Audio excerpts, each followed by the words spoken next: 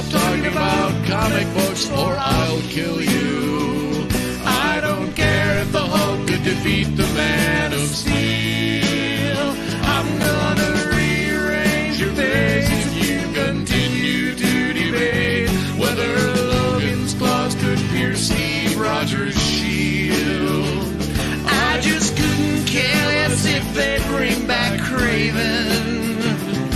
And I don't care if Spider-Man's a clone.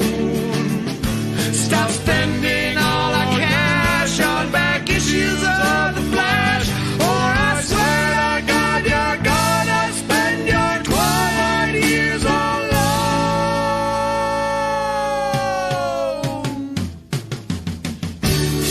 You can call them graphic novels. They're still just plain old comic books to me.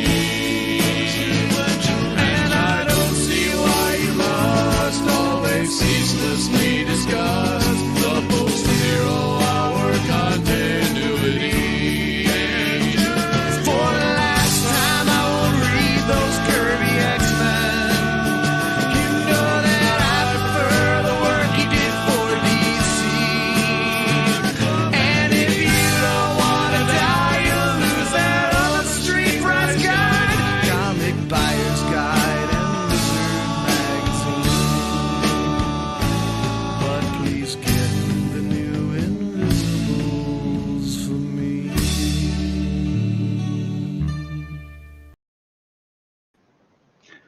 Good evening, everybody. Welcome to another boring, monotone comic book review show from Well-Read Peeg and the gang. That's right, Well-Read Peeg.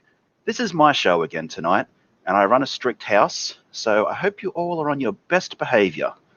Otherwise, something bad might happen. Speaking of bad things happening, I've got a little bit of a story. Last night I was on the Flash stream, watching it in the audience, having a grand old time. And Yellow Flash ended the stream and told everybody he was heading over to Twitch to stream Final Fantasy VII. So I thought, you know what, I'll head over there and watch that. And while over at Twitch, waiting for Flash to go live, I noticed in my recommended lists something brilliant, something life-changing, something I'd never seen before. A girl called Amarath streaming ASMR. And when I went into that stream, my life was changed. I am now officially a simp. Amarath stole my heart, and when I woke up this morning hungover, I found out she also stole $200 out of my bank account. But anyway, let's move on and have a look who's here in the chat. We have Jabba the Coach early, and he says, "Stop this stream." I'm sorry, Jabba, it started. Oh, before it's too late. That sounds like a threat. We also have Dabster McDabberton here in the chat. He says, "It's already too late, Jabba." Welcome, Dabster. We normally throw the StreamYards link in the chat after the reviews, so if you want to stick around and come on and tell Well-Read he sucks and that I'm the greatest host of all time, feel free. Vilnid has posted a sign-up page to Cider Hype's The Colossal's mailing list, so if you haven't already gone there and signed up, go check it out. Amit Rayner's here, and he says, "Shut up, Dabster. No one likes you. Go jump off a bridge." And then he says, "Hey, Vilnid, hope you are doing well." Well, Amit, Jesus Christ. We have James Hayes in the chat, and he says, "Hey, Well-Read, your pals on the panel and everyone here in chat, hope you're doing good and feeling well." Feeling great, James. Feeling great. Have you met the greatest woman in the world, Amarath? You'll always feel well after watching her on stream. We also have an announcement from F off Well-Read saying, "Hey, folks, the evil of Jabba has succeeded. We have to delay for 20 minutes. Apologies." Yes, we'll explain the delay once Well-Read and Moonshine join us. Mr. Yonafui's here, and he says, "Just burn this stream. Review a good book from Kevin Anderson, like Hunters of Doom."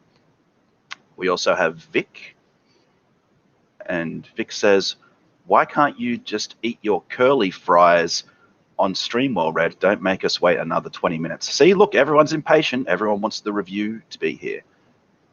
Jack Showroom, he waves, waving back at you, Jack. Welcome. Perth Comics says, "Punctuality is a virtue." Yes, well, we're not very virtuous here.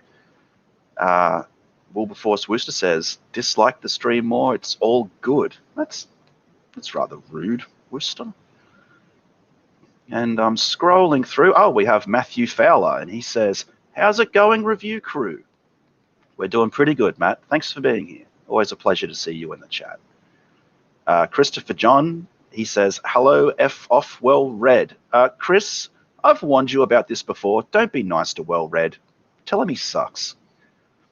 And, we have Jack Stafford, the great Jack Stafford, and he says, ahoy, mi amigos. Ahoy to you, sir. We also have the great Kriegaloo Bunsen, and he's giving a skull and crossbones emoji.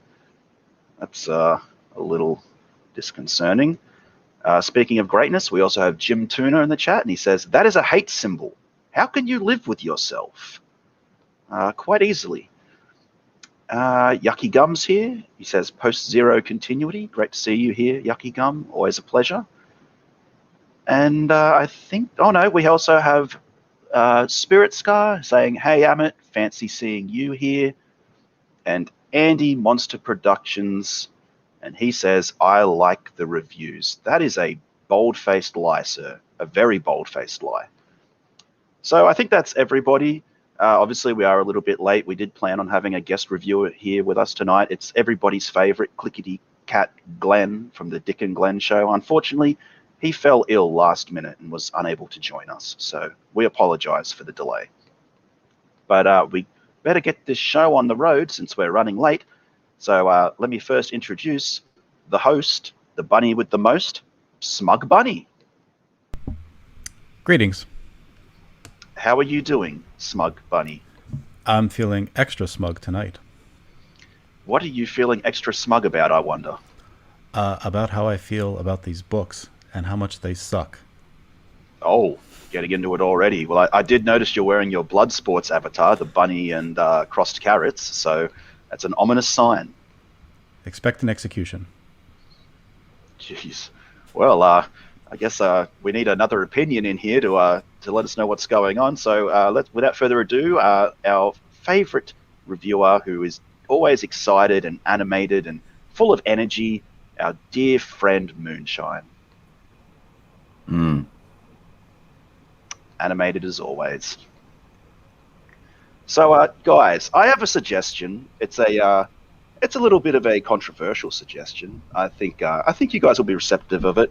This whole comic book review channel thing, it's not doing so well. You know, the reviews suck, the books suck. People say we suck. I'm proposing, suggesting we take this channel in a different direction. How about we change this to the Amarath E-Girl Fan Club channel? No. No? But Moonshine, you don't want to... I don't even know what that means. Oh, you don't know Amarath? She's a beautiful lady, Moonshine, and she needs all of our money to build an animal sanctuary for the animals. She stole my soul. It's the reason why I'm dead. Now, she stole $200 out of my bank account, which I apparently gave to her last night. But anyway, moving on. Do you want to tell the fine folks what we're going to be talking about here tonight? We're going to be talking about Amaranth, apparently, and then we're going to talk about Dune. But what's this animal sanctuary that she's raising money for? I'm curious. Oh, it's a beautiful sanctuary, Smug Bunny. You'd love it. Perhaps you and I could go live there someday, and she could caress us and hold her up to her bosom. It looks like Kriegaloo Bunsen is in favor. Well, of course. Well, Kriegaloo's is he a dolphin or some type of fish? He can come live in a sanctuary too. That's an eel. What do you mean, dolphin or fish? That's an eel. An eel. I think it's an a eel. fleshlight. Yes. It's a fleshlight that came to life. Well, the eels, the bunnies, and the pugs are all welcome on Amarath's Nature Reserve. She'll be the park ranger. Will there be butt sniffing? Does she have Wittens on her animal preserve? How dare you, sir? How dare you? How could you compare a goddess like Amarath to the previous girl I simped for, Witten? Witten's yesterday's news. We're all about Amarath here now, people. But Amarath. a Witten is an animal. It's a wolf kitten. The fuck is a wolf kitten? A Witten. I don't know about this. I don't know about these Wittens. They sound like bad news. I feel like the audience has lost. Let's at least share a pic of Amareth so that they know what we're Okay. talking Oh, about. yes, definitely. Share a picture of Amareth. Oh, there she is. So I have no idea what all these faces are. These are strangers to me. I do recognize this though. That is definitely Amareth there. Oh, I saw plenty of that last night on Twitch. It was Yeah. fantastic.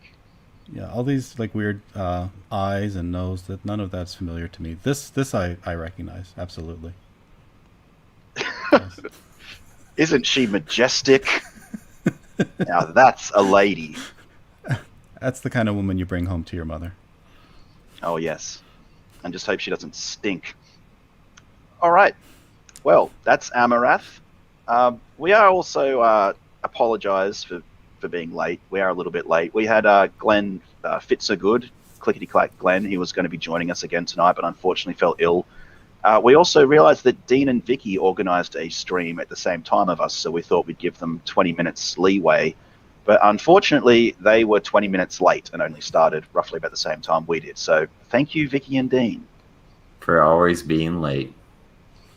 What was that comment from Jabba? It's cute when Smug Pug pretends not to be gay. What the hell, Jabba? Oh well, so I guess we better get into the comic review. Smug Bunny, what are we reviewing tonight? Well, tonight we're going to be reviewing something far more sexier than Amareth. It's going to be Dune. Dune. Dune. We're doing Dune again. Yes. Yes. Oh, okay, well, the people wanted it, or the people didn't want it, but we're doing it anyway. It's Dune, ladies and gentlemen. House of Atreides, issue 5 and 6. You probably could already tell from the title card and the thumbnail, but surprise, it's Dune. From Boom Studios. Yes, the same Boom Studios that did Berserker. Now, this is the 5th and 6th issue. We've reviewed 4 issues before this. In case the people weren't paying attention, Moonshine, could you give us a brief summary? What has happened in the previous 4 issues? What were the previous threads and themes? Well, there's a planetologist going to Arcanus, which is the desert planet.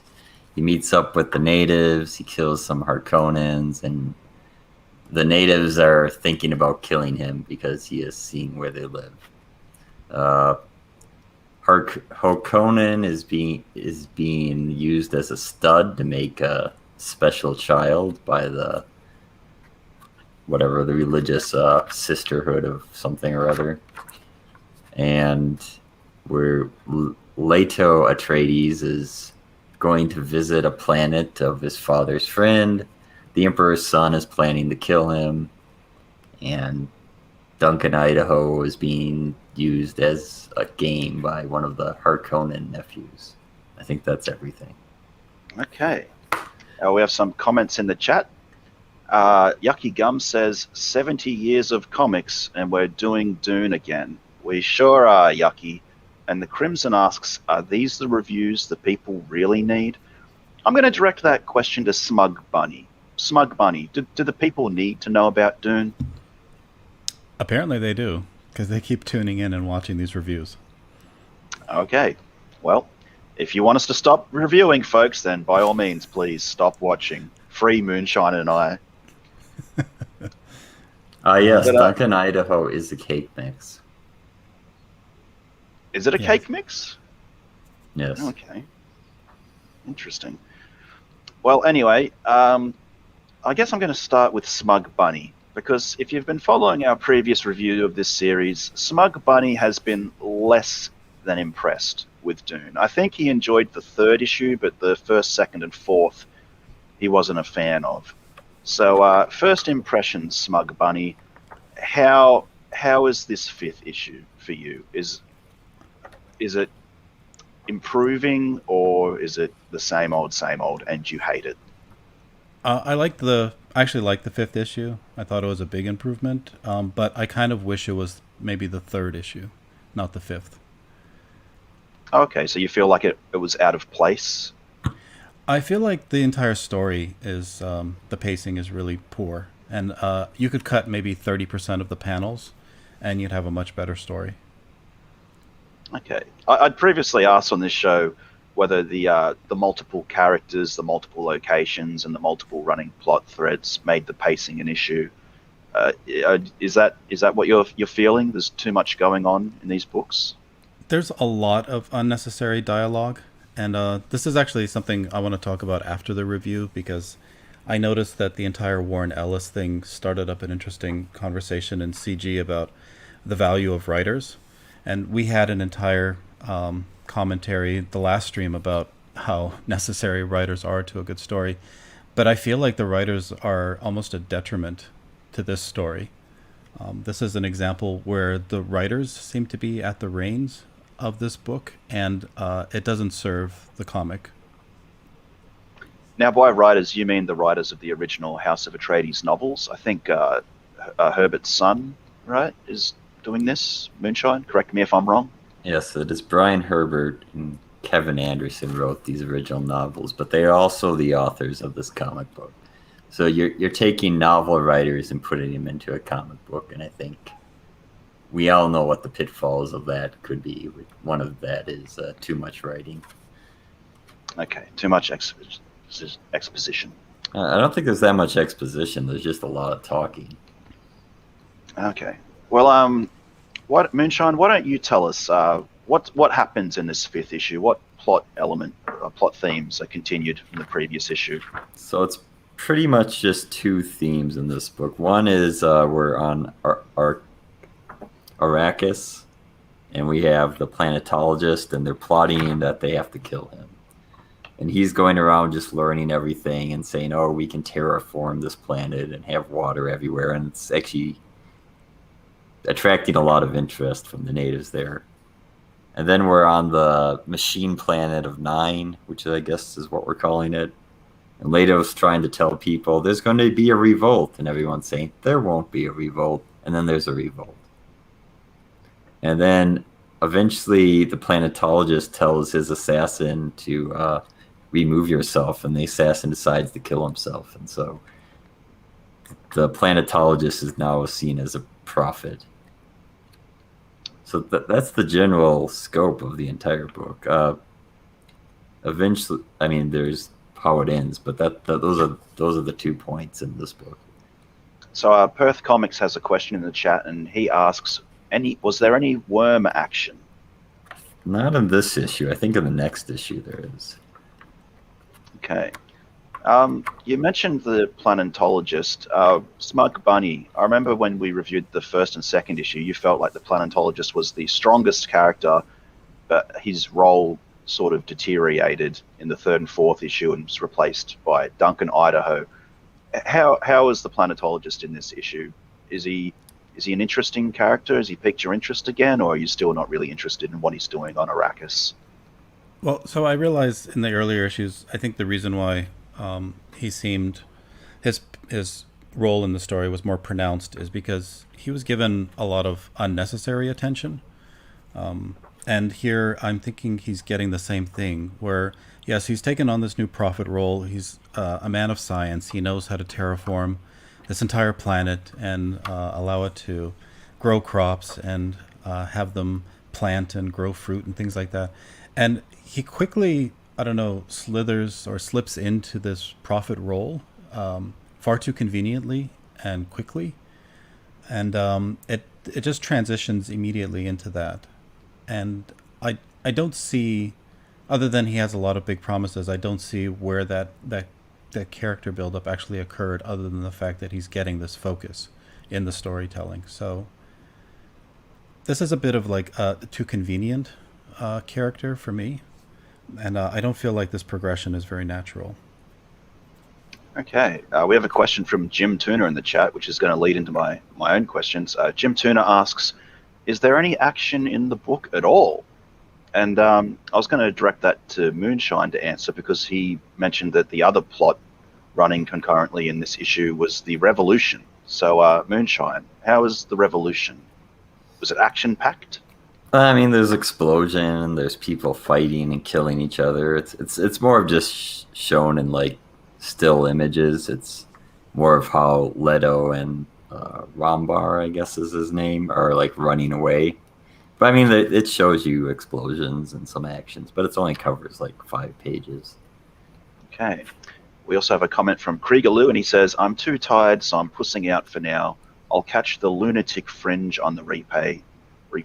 Later, Gators. And Earthmind says, I'm late. Welcome, Earthmind. Oh, and welcome, Hothead Studios. He just arrived as well.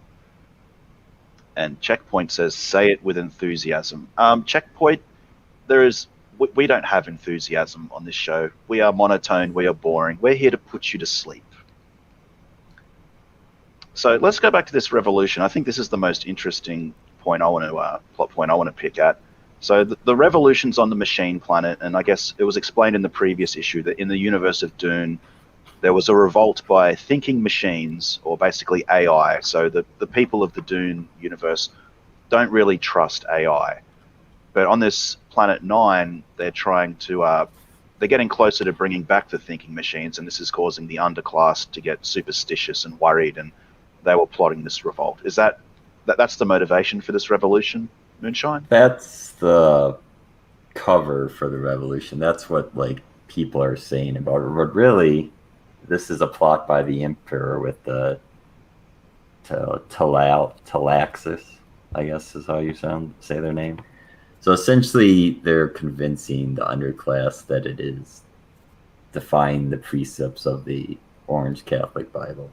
But really, they just want the planet, so they're taking it over. Okay. Now, Smug Bunny, what did you think of the revolution plot point? Were you convinced of the motivations of the revolters? Are you interested in the intrigue that the Emperor's behind it, and it's basically a facade for something more sinister? How was it executed? Yeah, actually, I thought the revolution storyline was probably the strongest one here. It had the most threads that converged to tell that story, and I did like it that it was being manipulated by conspirators, all driven by the Emperor. So, yeah, I thought that was actually pretty well executed, and then the motivations for how they manipulated the people were done reasonably as well, telling them that their religious precepts were being violated by whoever was in charge of 9 at the time. So that was the big payoff, I felt. But it just took 5 issues to get there, so it's unfortunate that there is this pacing issue with this story. And Vilnid correctly points out that it's a jihad, and I believe that's the term they use in their religion, this Orange Bible, Catholicism. It borrows from Islam. Yeah, that's what the revolutionaries call it. The people on 9 just say, "Oh, they're revolting against us." Well, they're peasants, trying to convince the rest of them that, oh, this is. I guess that in this issue, there's no convincing. That's really for the latter issue.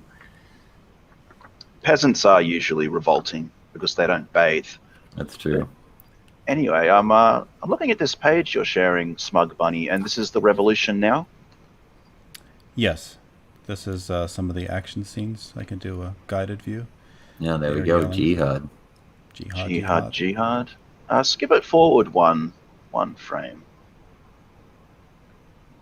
That colouring almost seems very reminiscent of Matt C's colouring. What do you guys think about that? You mean kind of just the artistic lighting, so like everything's bathed in a color? Yeah. Was the colouring... How do you guys feel about the colouring? I mean, personally, I like it. That's just my preference. I mean, I think it conveys the intensity of this moment, where everybody is just seeing blood red, and you can even see there aren't really even human looks in these eyes. Like this person is kind of averting his gaze upward and is just acting purely on instinct. It's only the guard that's actually trying to make eye contact here. So I like the intensity of this moment, personally. Yeah, I'd previously mentioned that from what I've seen of Dune, the facial expressions, they seem to be pretty good. Moonshine, what do you think of the facial expressions? Do they convey the emotions of the moment accurately, or?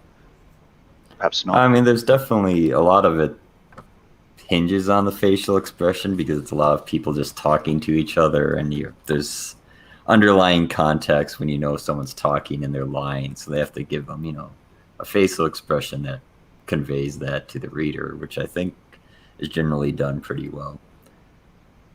So this book would almost fall apart without the facial expressions, I think, because you're cutting off all this description from a novel and trying to condense it down to a comic book.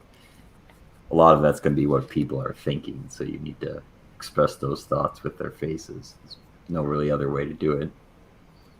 All right. We have a comment from Vilnid in the chat saying, rarely a plot by Fenring and the Emperor's son, Shaddam. So Vilnid's obviously familiar with the source material. We also have James Hayes saying the state of comics is really bad. I don't know if that's a reflection on the books we're reviewing or just a general statement, but I personally would agree. And then Perth Comics says a lot of open mouths, which if you watched our Starblades review is the opposite of that book. Yeah, there's a lot of closed mouths too. The faces go through a lot of changes, unlike Starblades. Yes. So, was there any, other than the revolution and other than the planetologist trying to tell the natives he can terraform the planet of Arrakis, was there any other plots running? Did we get more of the assassination plot against the Emperor? We get touches on that 'cause there's a doctor and they're telling him get him more spice beer because remember it was a catalyst that reacts with the spice. And then there's 2 pages of Duncan arriving on Caladan, so he is now on the Atreides home planet. Okay. Everybody's favorite character, Duncan Idaho. So those who have watched the Dune movie will remember Duncan was I'd probably say like a minor character in the David Lynch film, but he wasn't so minor that he didn't get a name.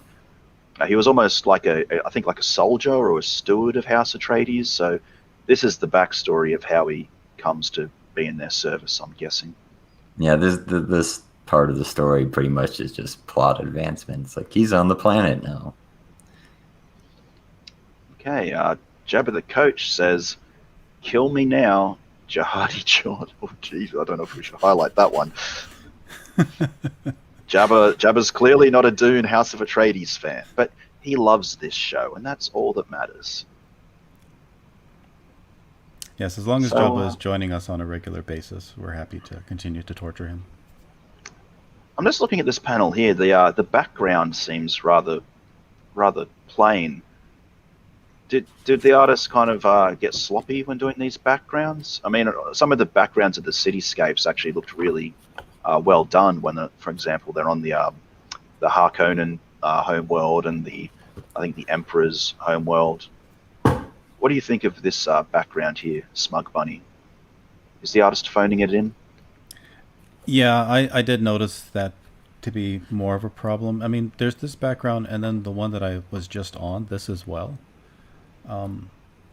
There's definitely a lack of attention to detail in some parts of this book, but I don't remember that the detail ever really stood out to me all that much in this series so far. There's been a few good panels here and there, but I think I mentioned before that the art isn't really something I'm overly impressed with in this story. How about you, Moonshine? How do you feel about the background art on a lot of these locations? I didn't really pay attention to it. Okay. James Hayes asks a question. He asks, how much work should an artist put into a series of panels? And Hothead Studios answers him saying, apparently no more than 5 hours. But yeah, James also points out that look at the cloud lines in the previous panel. So I think a lot of people are kind of agreeing that the background art's not so impressive. I remember the cities looked good and the ship designs were praised by Glenn on the previous show. So maybe I guess the background art suffers just so they can put more attention to detail in the faces of the characters and the ships and the buildings on the home planet. It could be. It could be that just the backgrounds are something that this artist struggles with. but Okay. it's definitely a weakness. Well, we're about half an hour in now. We've got another issue to go. Was there anything in particular either of you wish to raise about this fifth issue? Problems with the plot? Problems with any of the characters? Problems with the art, coloring, the lettering? Anything at all? Well, I liked this issue. Despite the criticisms, I did feel like the switch over to being a prophet happened a little bit too quickly for the planetologist. But the Revolution storyline is good.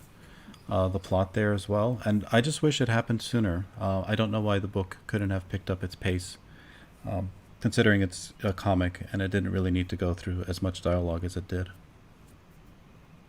Okay, Moonshine. Anything to say about this fifth issue? Maybe something you liked about it to combat Smug Bunny's pessimism. Well, I would say if you don't like the way the planetologist becomes a prophet, then you should be blaming Frank Herbert, because that story has always been shitty the way he's described it. It just kind of nonsensical. And I think it's probably they're just trying to be faithful to what he said about it. Okay. Did you notice that scene where he says the guy's approaching him to stab him, Yes. and then I forget the exact word. It's remove yourself. This is direct from Frank Herbert. That's why it had to be that way. They can't change it because there's like a little vignette where he writes about this. It's like he knew that he was this new spiritual figure for them, but how he knew that, it's not clear to me. Yeah, this is almost scene by scene writ as Frank Herbert writes about it. All right. We have a comment in the chat from Dabster McDabberton. Sup, fellas. Welcome, Dabster.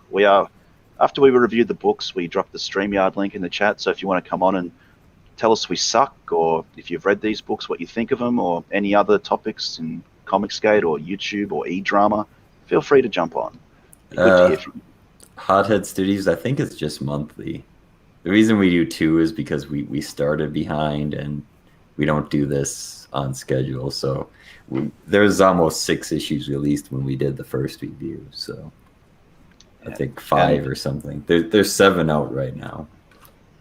And Perth Comics asks, could the background art be filled in by the colorist? That's a possibility. I don't know, Moonshine. I guess we're not really the people to ask for that. It's always good having Mike Miller or Matt Bayer in chat. I assume it completely depends on the colorist. I think there's a lack, for this particular panel, I think there's a lack of communication between the artist and the colorist. Alrighty. Well, let's jump into the 6th issue now, I guess. So, the 6th issue, Moonshine. What plots continue on in that? Do we still continue? You summarize everything tonight, huh? Oh, okay. Well, okay. We'll go Smug Bunny then. Smug Bunny. What plot lines continue along from the 5th issue into the 6th? I'm gonna need to refresh myself because I read this fairly quickly. I think so. The revolution continues, and I believe that almost everybody escapes, but there is one character, a new one that's introduced, that is left behind to continue fighting against the revolutionaries. That part confused me a little bit. I didn't recognize the character. So he's just the son of the ambassador, and the ambassador is the one that's talking to the emperor, and then the Landsrick, what is it called? Landsra. Okay. So he's just the son of the ambassador it's just to show you that the emperor was directly involved, and he sees his soldiers. Okay. Yeah, I wasn't sure if it was somebody that was introduced before, and I just completely missed them, but because he kind of just entered into the story quickly. But Leto escapes, and then I think you also finally get a follow-up with what happened with the witches trying to copulate with Harkonnen and create some, new, fulfill some kind of prophecy of some kind of prophet that's supposed to come. Except there's an issue there, and that I know I'm being too critical, and I know I'm saying pointing out a lot of negatives, but I really don't like it when something occurs that I feel is nonsensical and just was a big build up to nothing. Basically, this witch gives birth to this child, and then for whatever reason, the child is weak, and so she has to go and get it on with Harkonnen again to try a second time. I don't see the point of introducing that story point. It doesn't seem to serve the story in any way whatsoever, other than to show a bit of the fervor, maybe, and a fanaticism of the elder witches who wanted the prophecy to be true so much that rather than accept that they could have been wrong and this is the result of their beliefs, they're going to continue trying again. But the result of that is that she just has to go and have sex with Harkonnen again. So whatever. So this was a previous plot that you said you enjoyed in the first two issues, learning about the witches and their prophecy of using eugenics, basically between House Harkonnen and House Atreides to bring about space Jesus. But then in the third and fourth issue, you felt like the plot, that subplot, got a little contrived between Harkonnen and the witches. So now we're continuing on now in the sixth issue with them actually copulating to make this baby. And it's a dud, and they have to get it on again. Is that what you're saying? That's, yeah. I mean, 6 issues in, and that's the payoff to that storyline. The baby's a dud. It sounds a little underwhelming. Yeah, and that's, there's things that get built up in the series, and you stick with it, and you try to be, invested and optimistic, and you go through all the introductions of the characters and all of these little plot threads that you think are going to pay off at some point. And it's choppy waters. Like you're either at the top of the wave and things are great, or you're all the way at the bottom and you're getting smashed into the floorboard. So I'm not enjoying the ride necessarily as much as I'd like to, and a lot of it would be well served by just trimming a lot of this fat, I think. Okay, we have some comments in the chat. Jabba the Coach says, Jihadi John converted me. No, Jabba, no, don't do it. Sorry. We also have Vic, and he says, this looks like Boom Studios thinking their artist is Fatal, Sweetcast's artist, Charlie Snoggins. It's not. They suck. Okay. We also have Hothead Studios, and he says, for a book that's released monthly, the artwork should not look so rushed. And then we have Dabster McDabberton, and he says, I haven't read these books, but I am enjoyed listening whilst I drive. Holy crap, we actually have a compliment about this review show. Thank you, Dabster. I'm going to take a snapshot of that and frame it and put it up on my wall. Yes. So there's an argument about who the baby was. Jabba thinks it's Well-Read User, whereas Jim Tuner thinks it's Liam Gray. Oh my gosh. Well, since the baby was frail and weak, I'm going to say it's Well-Read User, because if it was Liam Gray, then he'd be strong and virile. That makes sense. Yes, All babies with neck shelves are known for their strength and virility. Absolutely. So let's jump to Moonshine, and let's go back into that revolution. So how does the revolution play out? Smug Bunny gave us a quick brief synopsis, but let's pick it apart a little bit more.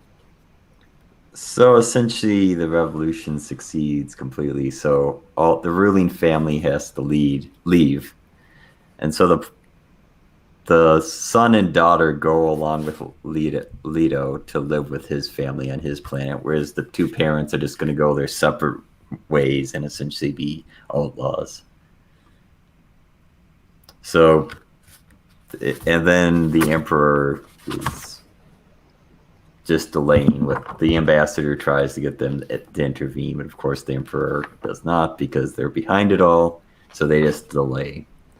And then it's revealed at the end, as I mentioned before, the son of the ambassador sees that the Emperor's troops are there, which have some name. I don't remember what they're called. And so so that someone knows that the Emperor was behind it. Okay. Now, Jim Turner asked a question previously back in the during the 5th issue relating to action. Is this revolution, again, action-packed, or is it mostly exposition and dialogue? it's mostly exposition on this current issue because it's more of them saying, "Oh, we failed. What are we gonna do?" There's some action in it. We have a comment from Amit Rayner, and he says, "Dabster, I'm glad you are going to the bridge. Don't forget to jump." Amit, you are a fucking little asshole. Don't you wish that on people, you fucking rotten little troll? Jesus Christ. Fucking Amit Rayner. God damn. I love Emmett. I love him too, but he's a prick. He's my spirit animal. Okay. All right. So, Smug Bunny, you brought this up. What's going on this page? Well, this is part of the revolution. People were asking if it's action-packed, and yeah, there's some action there. So There's an escape, I guess, and someone gets shot. So Leto has to like fly the ship out in the atmosphere. All right. Yeah. So, which plot line are you more interested in, Smug Bunny? Are you more invested in the revolution, or were you more invested in these witches making their space Jesus baby? yeah, the witches. I'm feeling like I'm done with that story. It's not going anywhere. I was into the revolution for the most part. I can't think of anything else actually that happens in this issue that's worth Well, noting. it sets up Leto's mother is very unhappy that these two are taking refuge with them. Yeah. So here's the birth of the baby that we That's the mentioned birth earlier. of little Well-Read. The That's right. Well-Read the Frail. And I came to Comicsgate to ruin everybody's lives with my trolling.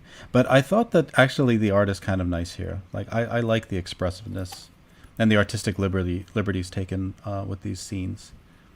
So this is one area where I think that they did a pretty good job. I love these large faces looming over this small child as they probe it and try to investigate whether or not their prophecies and their beliefs are still validated. So. And Here I thought- it makes them look very old, and I mean they're not ugly, but they're clearly at best handsome women. So it's like it's the correct style of the type of woman you want to be drawing there. It almost reminds me of I think is it Hamlet, where they have the three crones. And Yeah. they're always peering down. Yeah. Definitely has a reminiscent to that. Okay. I do like the deep blues too. Yeah, I think the blues are always the more interesting panels. We see a lot of that when you're on Planet 9. All right. What's happening here, Smug Bunny? What are we looking at? What are we looking at? This is so the revolution storyline really has a lot of progression here, and this is essentially this character that got left behind. I think trying to understand what happened, and just he's just giving some exposition here. I think of what exactly is happening to his And beloved since city. Amit was so upset, he finds the Sardaukar around the planet, which are the Emperor's troops. There you go, Amit. Are you happy now? Well, what are the Sardaukar? Like, are they basically the Praetorian Guard in this world? They're the Emperor's Essentially, personal there army. is elite troops, yeah. Yeah, I remember watching David Lynch's film, and I think they mentioned the Sardaukar, and they were portrayed as like these guys in like silver, sort of, I guess, hazmat suits with lasers. Was that an accurate representation, or in the books and comics are they represented differently? Well, we only get one panel, and they're kind of in the background, but sure, that's sort of what they look like. Okay, well that's kind of underwhelming. I mean, I was expecting like some dudes in like cool armor or something. Well, like I mean, that. it could be cool. They're definitely completely in armor. Okay. All right. Well, the art, it looks a little bit better in this issue. Would you agree, Smug Bunny? If you go on the next page, there's a nice panel at the end where they're in silhouette. That art looks pretty good. Although they do the same cloud thing again. Yeah, I agree. The art is definitely nicer here. I don't know. They might have just been rushed on issue 5 for some reason. Sure. There's faces, That perspective seems up, but I think that looks nice in general. The color touches. The clouds are kind of weird again. I think that's a mismatch between the artist and the colorist, but other than that, Now, this looks is at on, least looks pleasing. So this is the home world of House Atreides, right? I think I remember this from the David Lynch film. They have a manor overlooking the ocean. Caladan, yeah. Yeah. So Leto escaped from Planet Nine, and now he's back home on his home world. Yeah, with the son and daughter. Okay. Well. And then Duncan, Idaho, we get 2 more pages of him. He reaches their city now. So he's not just on the planet. He's at the city, and he wants to enlist to be his services to the Atreides family. All right. We have a few comments in the chat. Jim Tuna says, some people just can't accept Ammit's heel turn. It's not a heel turn, Jim Tuna. Amit is just a prick. Yeah, Andy Monster production is like, yes. So the baby that was born actually is very important. Yes. But right now, we think it's not important. We also have a correction from Jim Tuna. He says, it's Macbeth, not Hamlet, that has the witches. My mistake, you are correct. That's right, yeah. And Jabba the Coach just put out a new message saying, you better stop this stream or I will blow up Smug Pug's jar of Vegemite. I will fucking do it. Don't do it, Jabba! Don't do it! I love my Vegemite, and it's getting freaking expensive. Goddamn inflation. All right. So, yeah, the storyline of the witches is important because it has to connect to the actual series. But she has to go back because important things happen there that affect what Harkonnen looks like at the start of the Dune series, which you'll see in Book 7. Okay, now here it looks like we're getting another worm hunt. Is that what's going on here, Smug Bunny? So this is the person that helped Duncan, Idaho escape. So she's been captured and he's feeding her to a worm. So as I said, there is worm action. If Smug Pug wants to add to that. Yes. I mean, I was doing this to satisfy the audience. There are worms here. The book has worms, people. Did she get eaten? I see a speeder there, but I don't see her. You can presume she's been eaten because he throws something on the ground, so the worm attacks that point right next to her, and then there's that panel. She ain't riding it. Mm. I mean, she might be alive inside of it. I don't know. I mean, I guess this is an example of the worm eating the woman and taking it into itself instead of the woman taking a worm into herself. Spirit Scar says Smug Pug has worms. That is a lie. And any footage you have of me rubbing my ass on the rug, it's purely coincidental. It was just itchy. Mind your own goddamn business, Spirit Scar. And James Hayes just doesn't like the panels of the witches and the baby. Yeah, James Hayes says, there are better ways of telling the story and showing the child's importance other than having a baby birth and probing series of panels riddled with bodily fluids and expressions of disgust. That's a interesting observation. Well, I mean, I think part of this is to tell you what these witches are like, how dispassionate and unmotherly they're like. It's the mother school. They're not very motherly. It made it feel very ceremonial and clinical. I liked the way it was being presented. But I mean, you have to realize, Smug Bunny likes people being turned down by car crashes. So. Yeah. Oh, that's right. That's my fat material. Yeah. So. What review was that? That was the Cluster Fudge one, right? Yes. Yes. Where your love of jerking off to car crash victims came out, Smug Bunny. Amputee porn, I believe. Is okay, amputee porn. Just like Twitless loves bondage from our She review. All of you degenerates get exposed on this show. It all comes out. At least I'm not into feet like all the other pervs in CG. I like people without legs. Thank you very much. I personally am into paws, good sir. Paws, they're different. You're a pug. You like buttholes. Amit says, wow, well-read user 1 liked something. Yeah, well, Yes. I guess we'll find out how much very soon. Um, we're getting on towards the 50-minute mark. Was there anything else specifically you guys wanted to talk about with this sixth issue before we get into, I'm guessing, an essay of problems by Smug Bunny and his final thoughts and ratings, since he expressed an opinion earlier that he wishes to continue? Is there anything else about this sixth issue that, maybe it did something well, or maybe it did something terrible, or maybe it was just mediocre? I'd say it's probably about as good as issue 5. These two are very well paired because they have like the same story arc and just briefly mention on other topics. I still feel like you have to be a bit of a fan of the Dune series to really appreciate this story. There's a lot of things that happen here where it seems like it's filling in blanks from other storylines that people enjoyed far more. But this issue, I think, compared to the previous, seems to hit the brakes a little bit. I think there's, again, some drawn out moments that are unnecessarily long. Kind of like these reviews. But otherwise, it's better than the first few issues. So I can't really complain as much as I did in the past. Okay. Well, I guess before we get into our final thoughts and ratings and then drop the StreamYard link in the chat for Amit to come on and abuse the shit out of us, let's just talk about the production quality briefly again. Moonshine, the quality of issue 5 and 6 has remained consistent to the previous issues?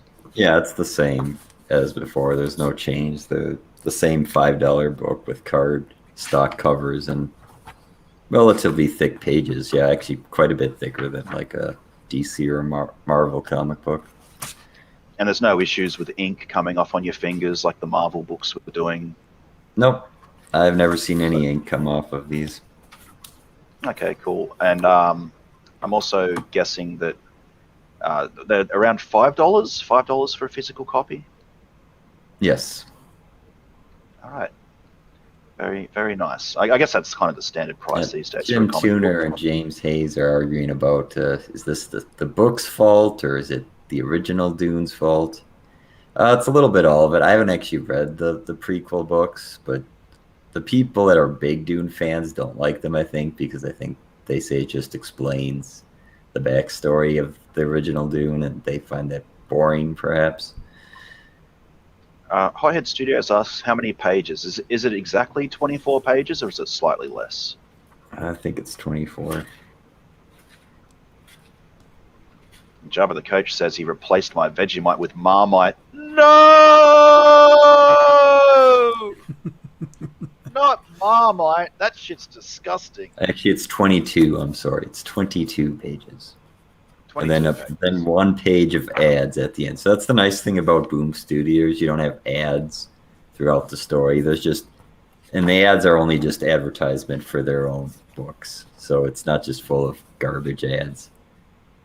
Well, speaking of ads, it looks like Smug Bunny's brought up one here on his PDF. Before we get into the ad itself, the PDFs, Smug Bunny, you're still pleased with Comixology? You like the guided view? They're all high res, no issues there?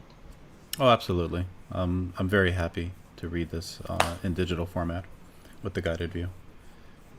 Yeah, Hothead Studios thinks 5. Well, I mean, part of it you're paying for a higher production quality of the book. It's just much better than a Marvel or DC floppy. So that's what your $5 are going towards. And there's not the ads. Ads pay money to the producers. So if you don't have ads, it's going to bump the price up a little bit. And Amit Rayner points out for that price, you can buy 5 issues of Dune. You could probably actually buy more if you included the shipping for one CG book. That is true, Amit. And that probably only be 48 to 60 pages, whereas here you'll get over 100 pages. All right. Now, just before we move on to final thoughts and ratings, Smug Bunny, you've stopped here on this page, this advertisement. Something is killing the children. Is there something you'd like to say about this? I'd like to point out that this book is critically acclaimed. Lots of respected authors have said that this is a worthwhile read and one that people would thoroughly enjoy. And I certainly hope we get a chance to discuss it sometime in the future on this show. And James Tynion the Fourth is currently writing the Batman series. Correct. Okay. And Scott Snyder, another Batman writer, says, one of the best new horror books I've read in a long time. Okay, well, since this is a critically acclaimed book and it's really popular and it sounds like it's something people enjoy hearing about, I'm sure we'll never do it. Now, moving on to our final thoughts and recommendations on Dune issue 5 and 6. I'm going to start with Moonshine first because I feel like Moonshine get his thoughts out pretty quickly without any issue, while Smug Bunny's going to have a long diatribe to talk about. So, Moonshine, issue 5 and 6. What did you think? I mean, well, I think we've talked about these books enough. It's solid as the other books. I think issue 4 was a bit of letdown, but this goes back to issue 2 and 3. That's just rather strong. It continues the story. It's interesting. There's plot threads coming together. If you read the Dune series, you get an aha moment here and there, which for well-read, it's more of this makes no sense and seems pointless, but I guess that's kind of the balancing act you have to try to play with when you want to make a story that the original fans like, but you're trying to get in new readers as well. Now, you've been following this series since its inception. Would you say that 5 and 6 is where the story's now starting to come together? I mean, 2 and 3 were good as well. Those story elements. It's some of the things set up in 2 and 3 have payoffs in 5 and 6, I guess I'd say. Okay, and as a fan of Dune, and I guess as a fan of this series, do you feel that as a fan you're satisfied with the read, possibly more so than two other readers who reviewed Beast Wars by IDW only a few weeks ago? If I take your opinions as what fans of the series felt, yeah, I'm much more satisfied. Okay, yes, well, you sound it. So, fuck you, buddy, because IDW's Beast Wars fucking sucks. Apparently so. Smug Bunny, you've been quite a harsh critic of the Dune House of Atreides series ever since we started reviewing it. I mean, you tear it down, you're not happy, you're unimpressed, you're rather salty. You're just being a big meanie poo. When Moonshine seems to enjoy it, and Glenn Fitzgerald, our co-host who should have joined us tonight but couldn't, he seemed to enjoy it. What's happening? What's wrong? Lay it all on us. What's wrong with this series? Well, I mean, maybe it's the series we talked about. I fucking hate comics at this point, but because everything I'm reading, it's just people come on and tell me, no, this is fine, this is great, and I'm like, this is awful. How can any of you stand this? This one is not so bad.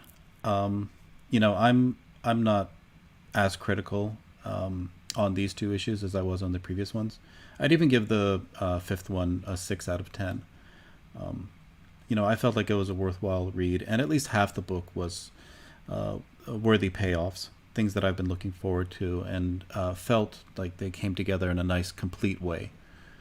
But now, 6 out of 10, I think that is the highest score you've given for one of these books. I think if I'm remembering correctly, the previous issues range between 5, 4, and a 3. So I think what you're saying is you enjoyed the 5th issue the most so far.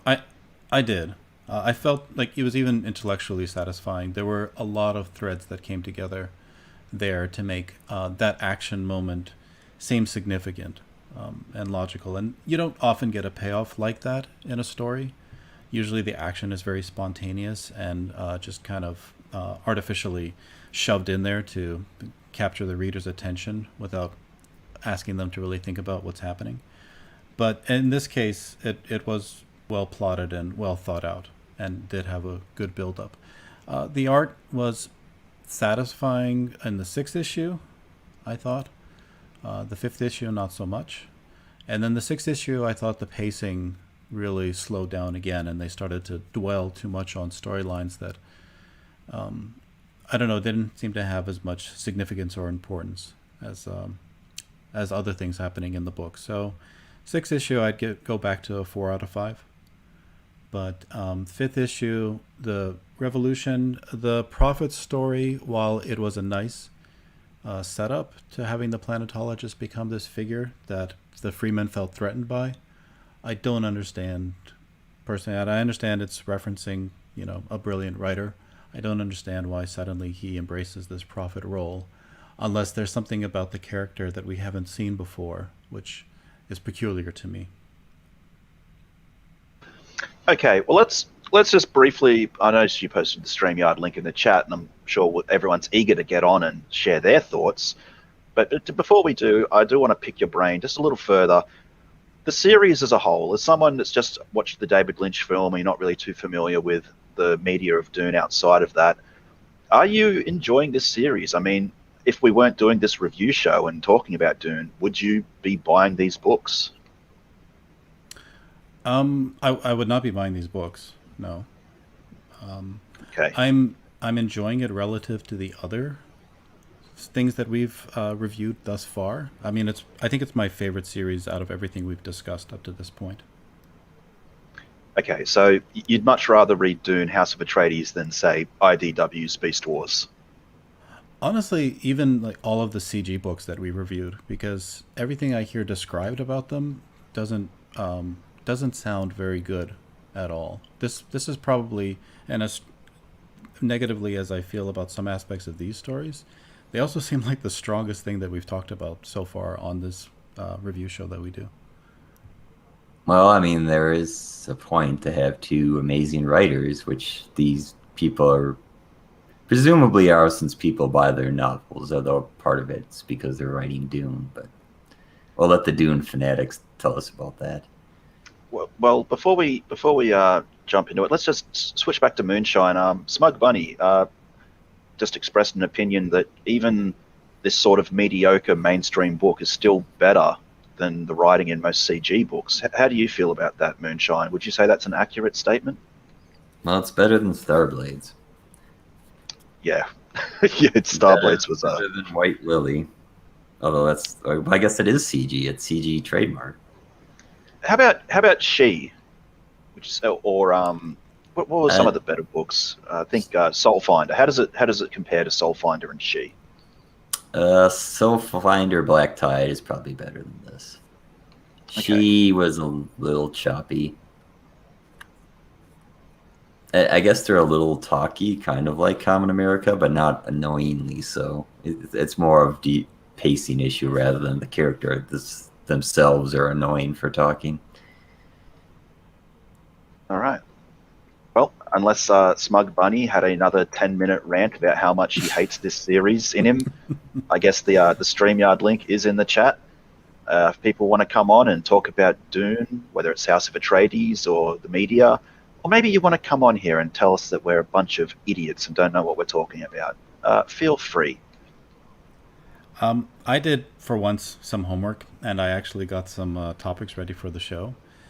I don't know what people prefer to talk about first, the reaction to Warren Ellis being canceled, or my suggestion for the Super Happy Fun Toy campaign and what additional products they might like to offer people backing that. Oh, not the Super Fun Asia Happy Fun Toy again. God damn it, it's a Chinese takeover. The Chinese are moving in on CG, just like they moved in on my country, Australia. One minute they're producing cheap knockoffs, next minute they own Cyberfrog, and Ethan works for them. Well, we have Amit. Maybe he can share his opinion. Oh, great, Amit Rayner. Welcome. Hi, Amit. How are you? Welcome to the show. We're all very happy to see you. Thank you for not being Lunga. Oh, actually, yeah, that's a plus. Well, I can always, get a reverse mohawk and dye my hair if you'd like. I can do that. Can you be an overweight middle-aged man that takes it up the back hole and loves to wear a strap-on when he's in Wife with his bed? Oh, you mean Preston? No, Lunga. Oh, I was going to say Preston because I've seen the video. I was watching that last night and turned me on. Hothead Studio says nobody wants dollar store toys from China. Well, it's got at least 4 backers. 4 people do. I would say this about Dune. There is a lot of backstory that you need to know, and I think the comic will eventually cover it. But so you won't understand the themes and the foreshadowing that's going on well read. So I Is would my gain? suggest you read it. Sorry, I didn't mean to I interrupt. would Is my suggest, gain up way too high no, no, because I'm seeing? Oh, okay, I think it's fine. good. Sorry But about that. I I yes, just, didn't mean that's to. why I just think Amit's a little low, much like his behaviour. He's a very low person. What do you mean low? I mean, I'm the nicest person ever. People in your Discord just seem to get angry at me, Smug Pug. I don't know what it is. Yes, Finatra I is. noticed. I noticed that Amit and Ray and I think was it Lunga? I can't remember now. We're having a discussion. Spectre, the bald guy who has Oh no yes, personality. That dude. Spectre. That's right. It was Spectre. My apologies. The guy who can't put his real picture on his face, but puts a picture of an eye because he's so ugly. Well, okay. It's He's true, kind of- man. Well, He does look like a potato head. I don't judge the appearance of other men. That's all. Well, I do. If you're ugly, you should be made fun of. So what you're saying is Spectre belongs in the crisper in the fridge with the butter. Is that what you're saying? Put him in the fridge with the butter? Yeah, let's put it this way, right? If Spectre looked in the mirror, the glass would crack like a vampire. Okay. Well, anyway, You know. Amit, you were talking about Dune. Finish your thoughts on Dune before I rudely interrupted. Yeah. I would say like Dune is a very, very. It has a lot of complicated backstory and a lot of subplots and a lot of I would say mythology behind it. I think that's a better way of putting it. Yep. So you need to read the supplemental earlier books in order to catch on what's going on and what does all the action represent. And I guess if you read that, you will get a different appreciation for these comics as you would just being a brand new reader fresh into it. So I guess they are doing a lot of fan service, which a lot of people won't understand who are fresh into it. So I can see why Well Read is a bit disdainful for the comic as it is now. Yeah, I think so. I mean, I don't know if I even call it fan service. Just the importance of a scene matters, and if you know anything, you're like, oh. But if you don't, you're like, why did this happen? This seems pointless. Yeah, a lot of people would say, oh, this is just a throwaway scene. But if you know the backstory, you'd be like, oh, that's very important. Now I get how they did that. You know? So yeah, I can see why Well Read is not blown away. But from what you guys discussed, I think they've done a decent job to the source material. It's not like they've completely ripped up. It's not like a Game of Thrones past season 5. Well, I mean, I think that's probably because the original authors are the authors of the comics, so I'm sure they know what they think is most important that they want to show, which might be why the pacing is a little bit overlong. Yeah, well, I mean, that is one thing I think that the Dune series does. Kind of like, it's not a fast-paced book ever. It's very like a slow burn, I would say. Yeah, it's. I think Dune is always the hardest to translate to some other medium. The movies have had their problems. This comic's probably doing better, but it's based on books that are probably a lot more fast-paced than the original Dune. That's, I think, a lot of the original Dune fans complain about these prequel books. It's like, oh, it's too simplistic. It's just going over backstory we already know. Yeah, I mean, there's different ways you could do it, right? You could do it. You just get into the war, and skip all the backstory and just get into the war and let people catch up. But then a lot of people will be lost, you know, if you just skip straight into the war. It seems like the chat really wants to talk about Warren Ellis. I did notice that. Okay, well, I do have an opinion on that. Do you think it's right of a publisher telling a person how to deal with his personal life? I would just like to say we have breaking news, ladies and gentlemen. Amarith is live on Twitch right now. She's doing a pools, hot tubs, and bikini try-on $1,000 giveaway. I strongly suggest we all migrate over there and support Amarath. You do know they're better Twitch. They're better Twitch girls than Amara. Smug Pug. No, there's no one better than her, Amit. She's a queen. How dare you, sir? Should we introduce him to Chatterbait? Okay, Amit? I'll What's Chatterbait? yeah, he's never been on Chatterbait, does he? You actually He's ready get to for an see them upgrade. make it. Yeah. So, Amit, what do you think about Warren Ellis? I think Dabster says, thanks for the PSA, but Yucky Cum says, is she going to do a comic review? Why don't we could reach out to her. Maybe she could be a guest host reviewer. That'd be great. I'm sure she gets way I more think viewers, she's out though. of- yeah, she's out of your price range, you know. Yeah.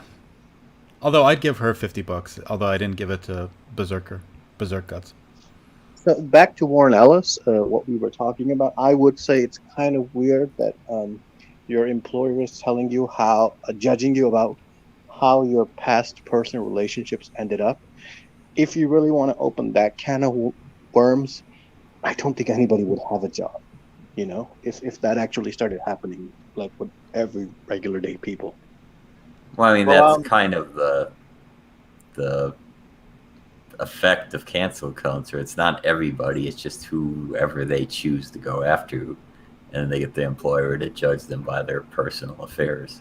No. My point is, like, you know, these people, they're going after Warren Ellis, but I'm sure if you've dug into their personal life, they've done some real shitty shit themselves. You know, it's a very dangerous, I think. How would you put it? It's a very dangerous precedent to set. You know.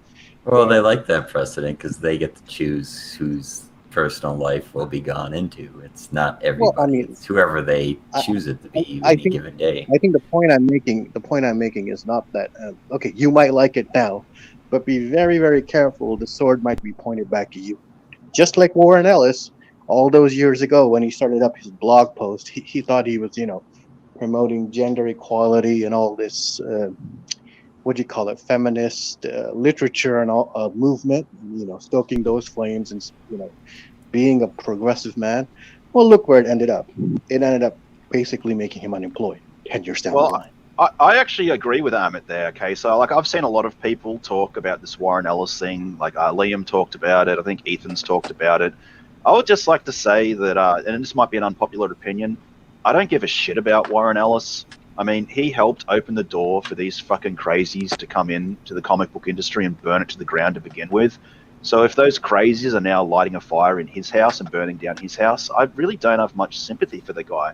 I'm not going to jump on the bandwagon and say he should lose his job and that he should be cancelled, but I'm not going to defend him or feel bad for him either. I don't know how anyone else feels about that. Spirit It's a shame Star. because Yeah, Warren I Ellis mean, is a it's good hard writer to and he's talented, and it's a shame that people get to miss out on his talent. And comics deserves to have his work be out there and his interpretation of these characters, but now Yeah. they've decided no one can have Spirit, this, you know. Spirit, I don't think any of What? us are What's up? going to argue that he's a bad writer. What we're saying is he's basically reaping the seeds that he sowed, you know, all those years back. Well, he It's just brought in a coming bunch back of to chicken hipsters home who to weren't. He fostered a community of a bunch of hipsters who didn't really give a shit about comics. I don't think Warren Ellis ever imagined they would destroy the medium of comics. I don't think that was ever in his mind.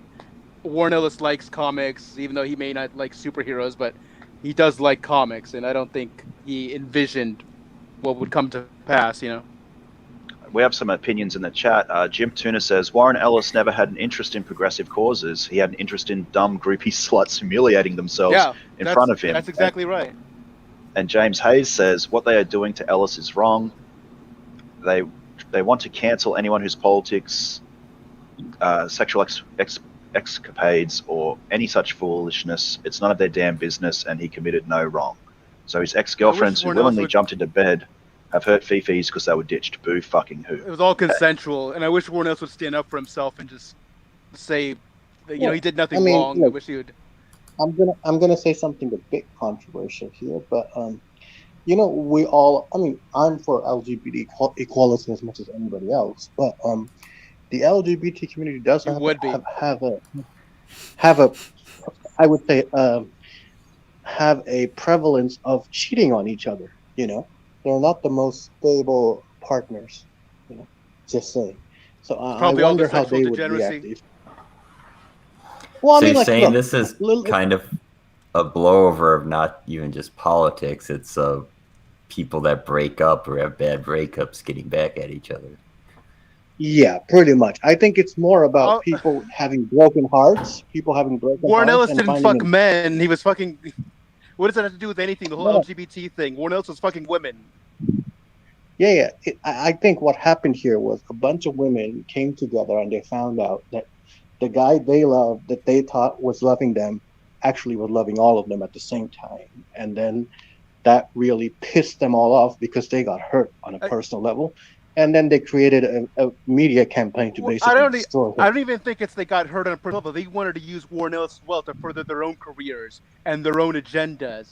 And when Warren Ellis didn't make all their dreams come true for them, then fuck him. Let's burn him to the ground. I think there was some of that as well. John So you're Malin saying- with a pathetic saying hot take yet They again. got. You're saying Some of they these got, women, like Warren big Ellis, he's regret? not a handsome guy. These women though are, yeah, I think they have a morning regret. I think, but I mean, maybe some of them loved Warren Ellis as a writer. I'm sure a lot of them respected him, but he's not a handsome guy. I'm sure a lot of them hooked up with him thinking he'd be a valuable connection, that it would further their careers, and some of them did. Like as Smug pointed out, he brought in a lot of those people. A lot of them did benefit greatly from knowing Warren Ellis and being connected to him, but obviously not everyone does. And the less talented ones are going to blame Ellis for their careers not taking off. How do you guys feel about all his fellow writers not defending him? Well, that's pretty there's standard. competitors. Yeah, it's pretty typical. I mean, I think it weren't they trying to get him thrown out so they could get some of their people put in? Like Alex DeCampi was saying, "Oh, why hire Warren Ellis when there's other people more beneficial or more deserving," which basically means her friends, the usual suspects. Yeah. So, yeah, it's pretty cutthroat the way that all these writers treat each other. Like everyone's constantly under scrutiny. The minute there's blood in the water, they all just fucking latch on like piranha. It's a disgusting industry. That John Malin stream was glorious. So you guys watched that John Malin stream talking about this, but he brought up Jim Lee fucked his employee's wife. Okay, it's like, Yeah, the cancel mob coming for him. Well, there I is always you can sleep with your secretary, but you better marry her then. Okay, yeah. Jim Tuna says they knew Ellis was sleeping with all of them at that time. That was what the whole forum was about. Mr. Yonafui says, "Is it a legal problem? No, then it doesn't matter." No. And Yucky Gum says, Yeah, there's "How are nothing illegal happening rock stars not getting me into all over the place? It isn't strange. It should be like 50 years of crazy ass stories." It's because they hook There up are- for a night, and the women are proud that they got to sleep with the rock star. I mean, who's going to be proud they slept with Warren Ellis? Well, that's the rock star too. Like that's their brand. That's what they're known for. And yeah, like they are proud of it. They're happy to have that experience. Like the rock stars leave the girls feeling good, even when they're like taking them out the door. But they have that moment of experience that they can. Yeah, I think brag most of the about. women expect it to be one night. It's like, I'm a groupie and you picked me. I got chosen for one night. Well, there's some. They come back to those cities. I think some of them do have a I mean, recurring yeah. rotation. But I mean, they're Actually- also not trying to get into music. This is not a job opportunity. This is just Yeah, sleeping that's with true. a rock star. That's exactly what I was going to say. Is that these And a lot of these hookups are Girls are reciprocal. journalists. Yeah, they're expecting something in return, whereas groupies they don't. Yeah. They just want Well, to chase. yeah, do you they know- actually want the sex with the rock star. See, I will say Right. this: Yeah, how do we groupie not wants the know he's experience. a These rock girls star? expect something. Maybe he's very good at eating pussy. We don't know. That's why these girls are kind of sad. I'm just saying. The stream I saw gave a really odd argument when Image announced this. They basically released almost like a legal docket, and they had all of these cases referenced of times when he did things that people do when they're just flirting with each other. Like he would act, sympathetic. He would pretend to give them attention and then withdraw it to make them more interested in him. It was just this really bizarre list of like really general flirtation techniques that men and women use with each other. And they treated it like evidence for what they were doing. So Anyway, I hope he releases something independently, maybe on Indiegogo or on Kickstarter. He probably will get more money that way. So I get where Smug is coming from when he says, about Johnny Depp. I don't care if he gets canceled and takes a few shots. I mean, the guy's got tons of money, and he's going to make more movies. It isn't the end of his career. Comics is a bit different, right? Like, if Warren Ellis gets canceled, he's not going to be writing again for a long time. Did you not hear that Johnny Depp, he won, man. He won against Amber Heard. That's what that's what Yellow Flash and the Umbrella guy told me. Tug. Well, if Tug said it, it must But- be true. Well, Tug's a Well, I think fucking with- idiot. I mean, I've seen Warren like Ellis 100 is in a videos position now. saying that Amber Heard is dead and then she's over and that her career will never be the same again. And Johnny that Depp wins. Johnny Depp wins. Warren Ellis is like supplicating himself and bending over backwards. These people who are trying to destroy him. Like, why? He can go independent. He can launch a campaign on Kickstarter or Indiegogo, just do his own thing. He can work with anyone he wants. Any artist, be happy to work with him. I would hope so. I also think that in smaller industries, there's more pressure to make these statements, right? If people are silent, the SJWs find them and they start harassing them, asking them to take a stance on different things. So when I hear employees, artists, or writers doing these kinds of things, I don't always feel like they're necessarily to blame or beholden to the statements that they made. If they're very vocal about it, like if they're a Mark Waid, yeah, I get it. Like, I don't give a shit if Mark Waid gets canceled over something like this. But Warren Ellis, I don't really see him as a big prominent figure. I don't think he needs to be punished as severely as he has been over all these things. Well, and Well, it is the readers who suffer because, again, it's Warren Ellis who will never be writing any of these comics for Image or DC or Dark Horse, whatever. It's the readers who lose out. Yeah. We have such great writers like Max Visaggio in the wings. We got to look forward to that, don't we? Let's get to the crux of the issue. I'm sharing my screen right now. Well, Red, if you could briefly just swap over. Let's take a look at the girls themselves and ask ourselves, was this worth losing your career over? I mean, the redhead on the right.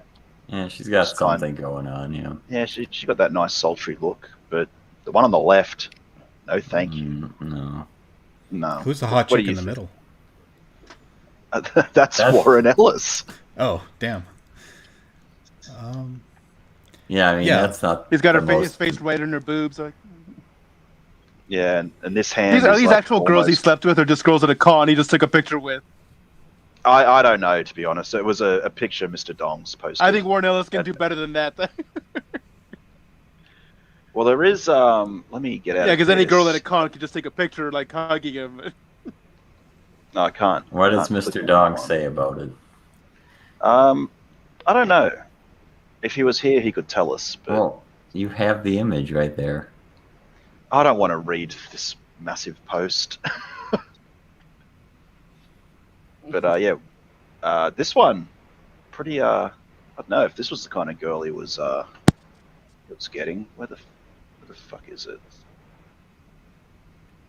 Warren Ellis owns my ass. Did she put a tattoo on her, on her butt? What does There is that a tattoo tramp say? stamp, but I don't think it mentions Warren Ellis. Oh, does it? I'm not sure. Did you see the it's other? Can you zoom in like Blade Runner? It's too blurry, Spirit Sky. We need to enhance. Let's get to the bottom of this. What is this? It's upon that tramp stamp, yeah. Enhance. Yeah. Enhance. No, Enhance. it's no good. It's too blurry, and it's in some kind of italic text. So it's. If Mr. Dongs was here, maybe he could clarify. But yeah.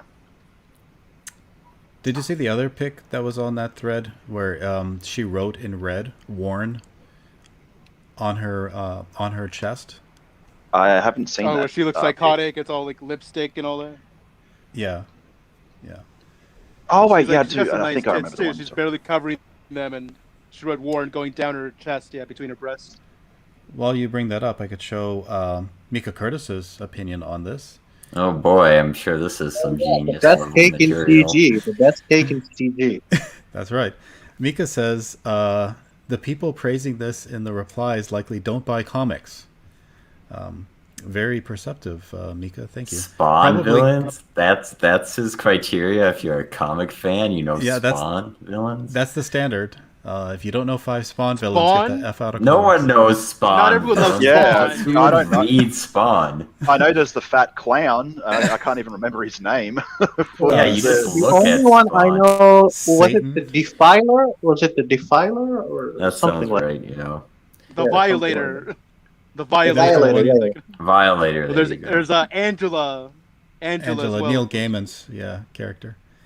Acting like Image needs to approve of his personal life is creepy. This reads like the man was eating babies. That's an odd analogy, but okay. Yes, just a brilliant comparison there. Mika's right on top of this as always. Well, Mika Curtis is he's an odd individual. Let's put it kindly. He's a special guy. Huh? Here's just some guy. He says, "Has he been charged with a crime? No. Has any proof of questionable acts been presented? No. So you're refusing to work with him because groupies who didn't know they're groupies found out they're groupies? Yes. And how many male feminists work at Image? Just asking. No reason." See, there's why that doesn't happen to Rockstar. All Rockstar groupies know they're groupies. Exactly. And, of course, Ethan's take is Image Comics demands that Warren Ellis satisfy each and every woman who he's dumped in the last 2 decades before they'll publish his comics. Mainstream comics is fucked. Comicsgate is where it's at. Come on over, Mr. Ellis. That's interesting. I have to say that Image Comics hasn't really been going anywhere in a long time. Well, I don't know mean, if they it's much of a- they had excellent success with Walking Dead, whether you want to admit it or not. Yeah, but that's one that's book out of how many? that's, Come on. that's now Well- 2 years old, right? So Yeah, no, Yeah, but they the have fad's other over, books you know. Like Invincible did really well for them. You know, they have had some. You keep going to these like decade-old books on man. That's Yeah, way back. yeah, but what all they have is getting it on the Netflix or a cable show, essentially. Matthew Fowler can name 10 Spawn villains while banging 3 groupies. So I You think can he's shout the out their names biggest while we comics fuck them, fan. you know? Yeah, this is a in the weird chat. fetish. Oh, According to I Micah would Curtis, also say, I would also say that the current Jeff Johns Image, he'd also got that Image book, right? I'm guessing that's selling quite well too. So I found the picture that we were describing earlier. Just a taste of exactly what Warren Ellis is capable of doing to these women. I only just found it as you did, so it took a yeah. Go for it. A couple of pages back. Yeah. So, yeah, There we here's one go. of his admiring fans. She looks like a librarian gone mental. Yeah, basically. I mean, there is the old cliche about librarians. They're all Didn't she have like a Amanda Demons in the sack, yeah. Seyfried- yeah. Amanda Seyfried, or what's her name? Amanda Seyfried vibe. The girl who was The in actress? Jennifer. Yeah. Yeah, she played Linda Lovelace in a really cool movie about. It's called Lovelace. The one who's in. I Deep know Throat. her from Jennifer's Body. She plays Megan Fox's best friend. That's a very Matthew good- Fowler is impressed. 7 out of 10. She with is, harass again. Nice. Harass, okay. It does seem like he's got a. It does seem like he's got a thing for disavow redheads. that- That girl.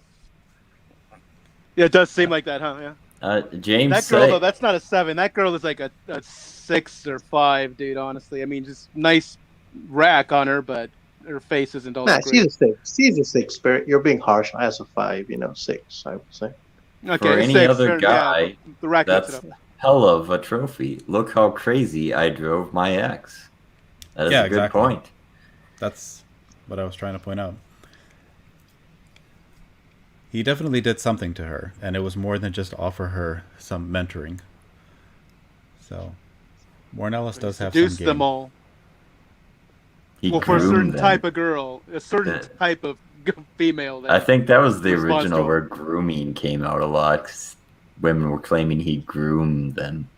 Yeah, they're like adult women though. They're all like in their. Yeah, none because of them they are groomed inclusive. him. Because I was only 22 years old. I'm like, yeah, you're an adult. But some of those girls don't even look like they're in their 20s. Some look like they're straight up in their mid 30s, and they're like Well, I mean, they're in still their acting 30s like they were. now. Yeah. But so, would it be the worst thing in the world if Warren Ellis joined CG? Yes. I think Why that'd be awesome. CG? He Imagine can Warren just Ellis be- wrote some Cyberfrog. He probably won't though, just He because can he just doesn't be- need to. He can just be independent. He doesn't need to be CG. Yeah. Well, CG I has the think so. promotion. Warren Ellis is a big enough name though. He can promote himself and he could just launch anything and it'll do well. I think.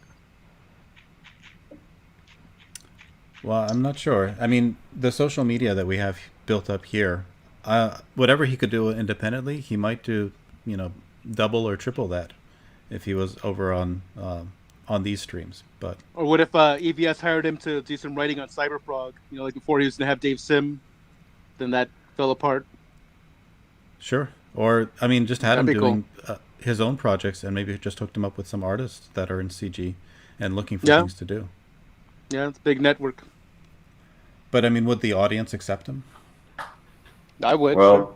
the Crimson says after all the writing shaming, I don't see writers coming to CG.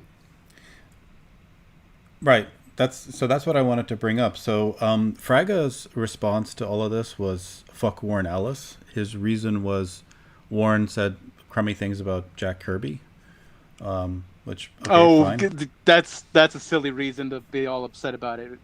I mean, you can Yeah. criticize Jack Kirby. It's fine. It's not like he was perfect or anything. But then Shane basically said, this is a Mr. Dong's write-up, so here on Kiwi Farms again, and he goes through all the streams. This is Fraga's. This is that's the Malin's. Malin one. Yeah, the Malin one was the best. So Yeah, what was that one- Malin's take? I haven't watched Malin yet. So what did Malin? You got to watch it, man. Let He goes on Well-Read and get on and through on. his setup first. Okay.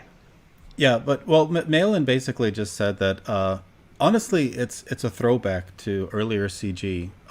It's look, cancel culture is alive and well. Professionals are still being shown the door, but the bar has been raised for what it takes for you to be canceled. Before it was any suggestion that you might have any kind of right-leaning tendencies, to now let's just look for any justification at all as long as you're a white male. And this came up with Warren Ellis. So this is the list of evidence that was being presented. And you can see here, like, they have it numbered according to each case that was reported to them. And the reasons are: seeks private interaction with chosen targets who are often at the beginning of their careers, experiencing financial or interpersonal difficulties, or are otherwise isolated. So he basically has to run a credit check before he hits on a chick, is what this is saying. Tests the waters and pushes boundaries for receptiveness to sexual advances, as if anybody doesn't check to see if a person's available first. So It's just like this normal courtship process, exactly, but then the prospect that EVS proposed was, okay, let's get a writer over here that's competent and would be great, frankly, to a lot of these books. He would be the Alan Moore to Image if he decided to start working with CG at this point in its development. But Shane Davis summarized his feelings to this by saying, fuck Warren Ellis and fuck all comic book writers.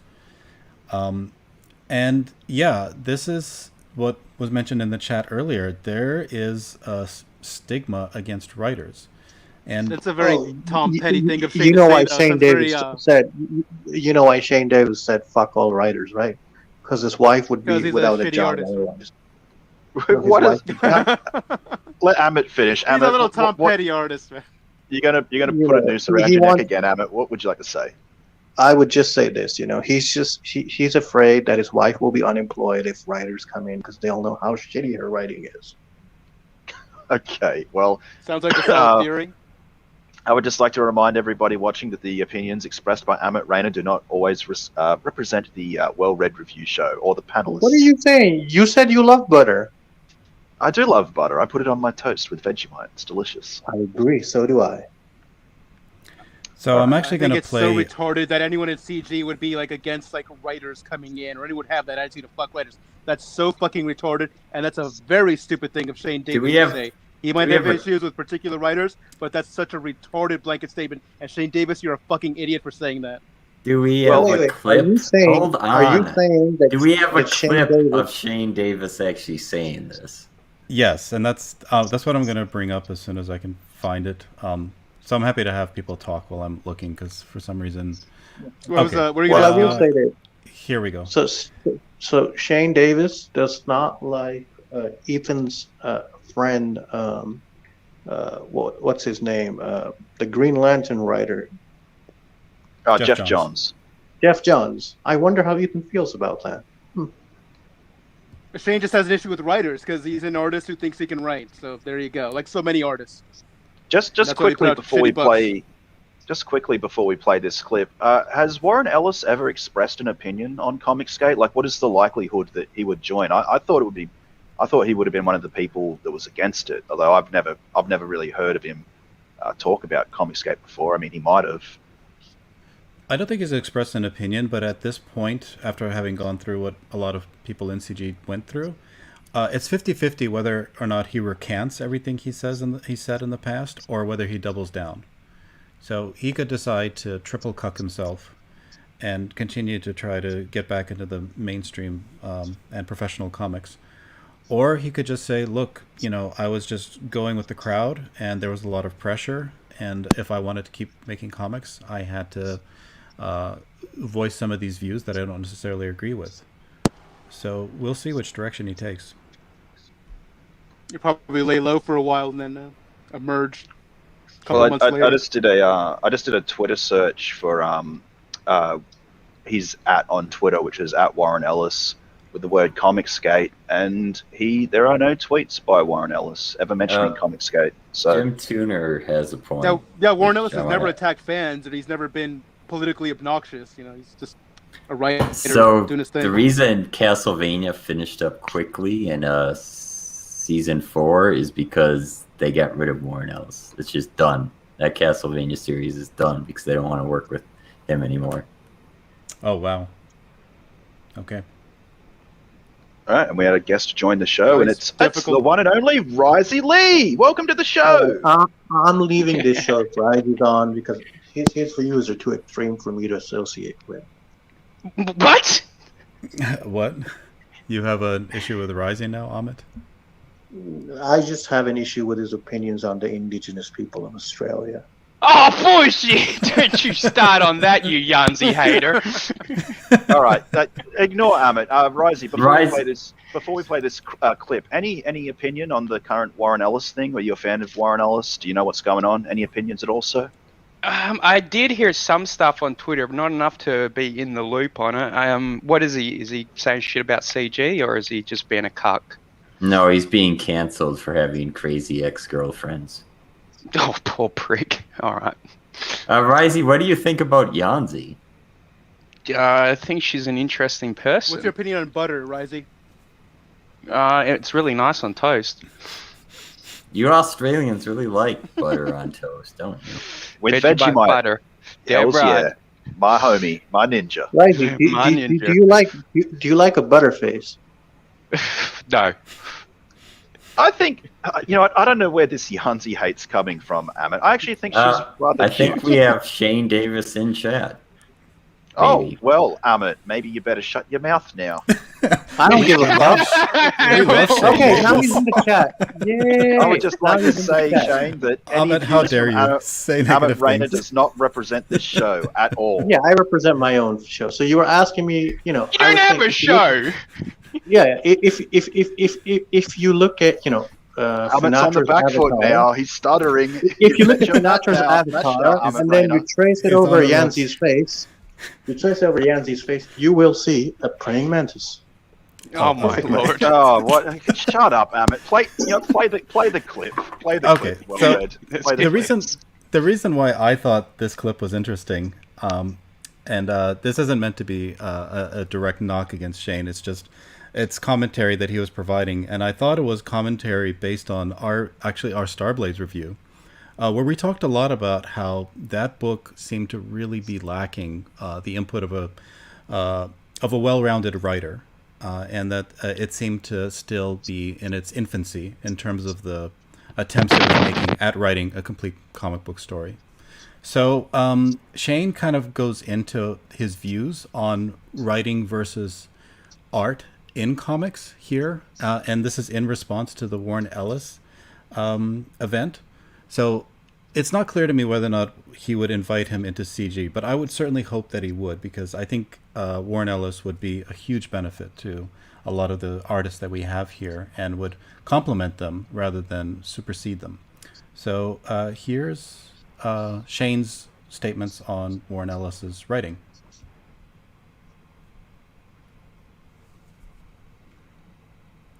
There is no sound well read. Great job. There is good job. Professional as always. When did I ever pretend to be a professional at this? Okay, I can do this, don't worry. This is a quick fix, and Can I here we continue go. making jokes? No. No. Can these companies keep Warren Ellis books in print anymore now that a publisher is making the Hollywood Reporter for taking a stance against him? But this is where it goes back to what I said earlier in the video about Ben Templesmith. You're talking about a creator-owned project where one of the creators, who had nothing to do with these accusations, is being criminally punished. He's actually being canceled. Actually, the property he worked on for 9 issues as a creator-owned property has 0 chances of ever being picked up for anything because you've just publicly executed in the Hollywood Reporter. Ben Templesmith didn't do anything wrong. What cancel culture punishing innocent people, right? That's really the kind of something that's happening here that nobody's slowing down. Not take your finger off the trigger for a second on cancel culture and say, who are you canceling? And this is also, this kills me because it goes into this whole other thing where people think only comic writers are creators. These writers don't draw their effing books. Okay, they need people to draw for them. That's the reason they're writers. They don't know how to draw. Okay, they would just be creating the books on their own. So every book, if you go cancel Warren Ellis's run of anything for like 30 years in comics, maybe 40, I'd have to add it up. It's probably like closer to 30 though. Chances are like you're going to be taking royalties out of the mouths of people, of tons of artists that spend tons more hours on these books than he ever did. Okay, a comic book script can be written in a day or two. I hate to tell people that. With little to no editor interference, you can get a script done in like 2 days. A comic book takes like at the quickest a month. Okay, look at the time ratio here of people's work and labor put in. And if you cancel these books, those artists, there no more royalties on these books anymore. And some of these books, to be honest, things like Authority, as it is a fun book, and Warren Ellis did happen to write it, it's kind of loved a little bit more for the artists that were on it, like Brian Hitch and Frank Quitely and whatnot. So there's people should really slow down a little bit and say, who are we actually harming in all of this? Okay, and are we harming innocent people just to execute and cancel somebody that is arguable if they did a criminal thing to begin with? Well, let me just quickly say that. So, yeah, that's Ahmed got moved to the back. Oh, So he's not saying That sounds like like a real scummy thing for Shane to say. That's a real scumbag thing for Shane to say, and I don't care if he's in the chat.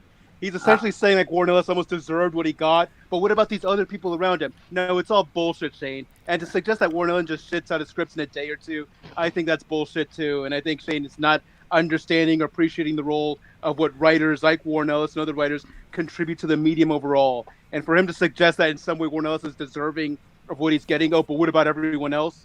No, that's a bullshit take. It's a pussy-ass take, and you're a fucking dick for saying that, Shane. I would like to clarify, though. He isn't saying writers are useless, but he's saying artists take longer, whether you agree or disagree with that point. Well, see, I've got mixed feelings about that whole statement there. I agree that the majority of the time I buy books is because of the art. agree with that 100%. However, when you're paid for art as an artist, you do the job or you quit the job, and then you just move on and continue doing things with the rest of your life. Now, if a book gets famous just because you drew it, doesn't mean necessarily you are owed anything. You were paid for a job. You received said payment. Now, if you get any royalties after that, that's fair enough. However, you can't shit on a writer for getting bigger than you for doing the art. You know, he came up with the initial story. He paid his artist. So, yeah, that's my opinion on that. I mean, George Lucas got all the money for writing Star Wars, even though he's not acting. He sort of directed the first one, but didn't direct. He didn't edit, but he got most of the money for that because it's his idea. It's really who comes up with the idea that gets Whenever most the of first money. does. Well, they say the What? first Go Star ahead. Wars film was saved in the editing as well Yes, by his yes. wife.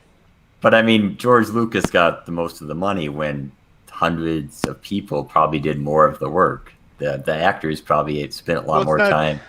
Well, it's not really fair to compare films to comics. And like comics is very direct. You know, here's the writer, here's the artist. You know, so.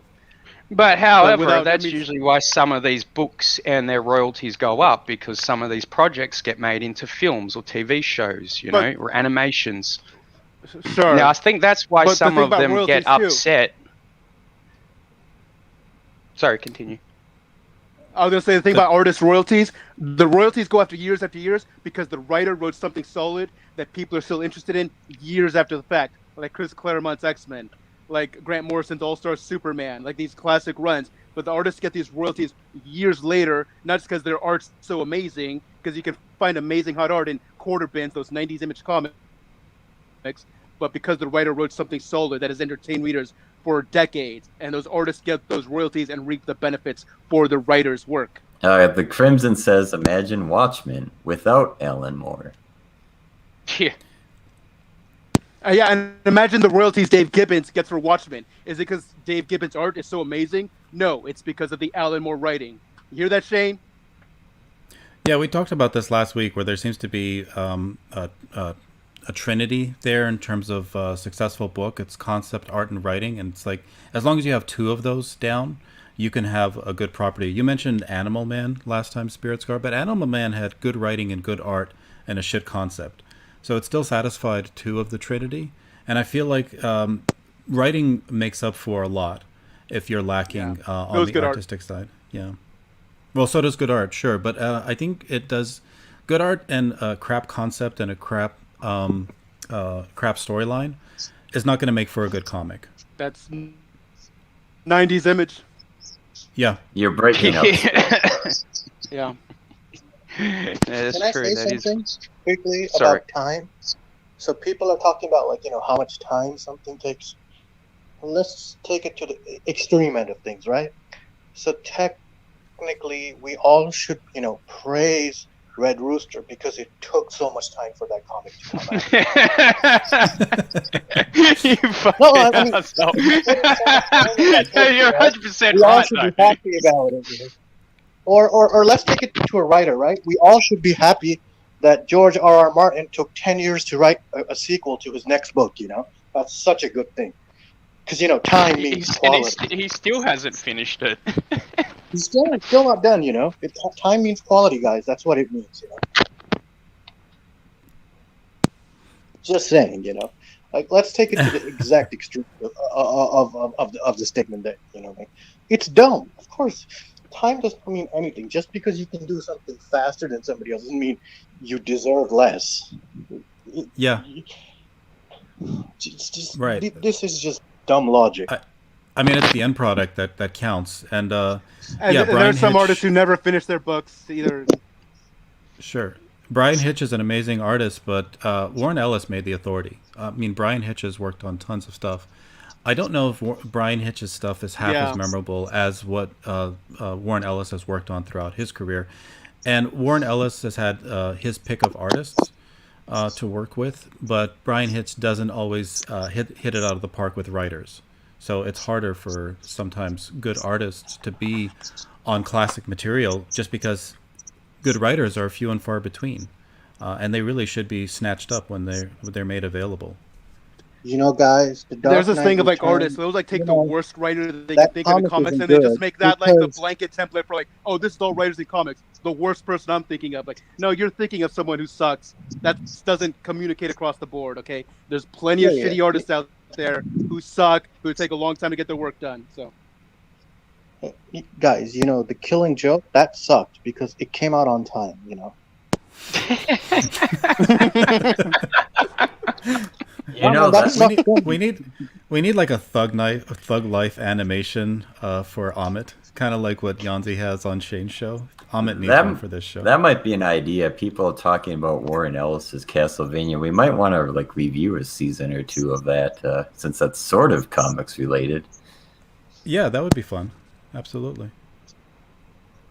Be nice to jump into a different medium for one. Spoilers: the first season is the best season.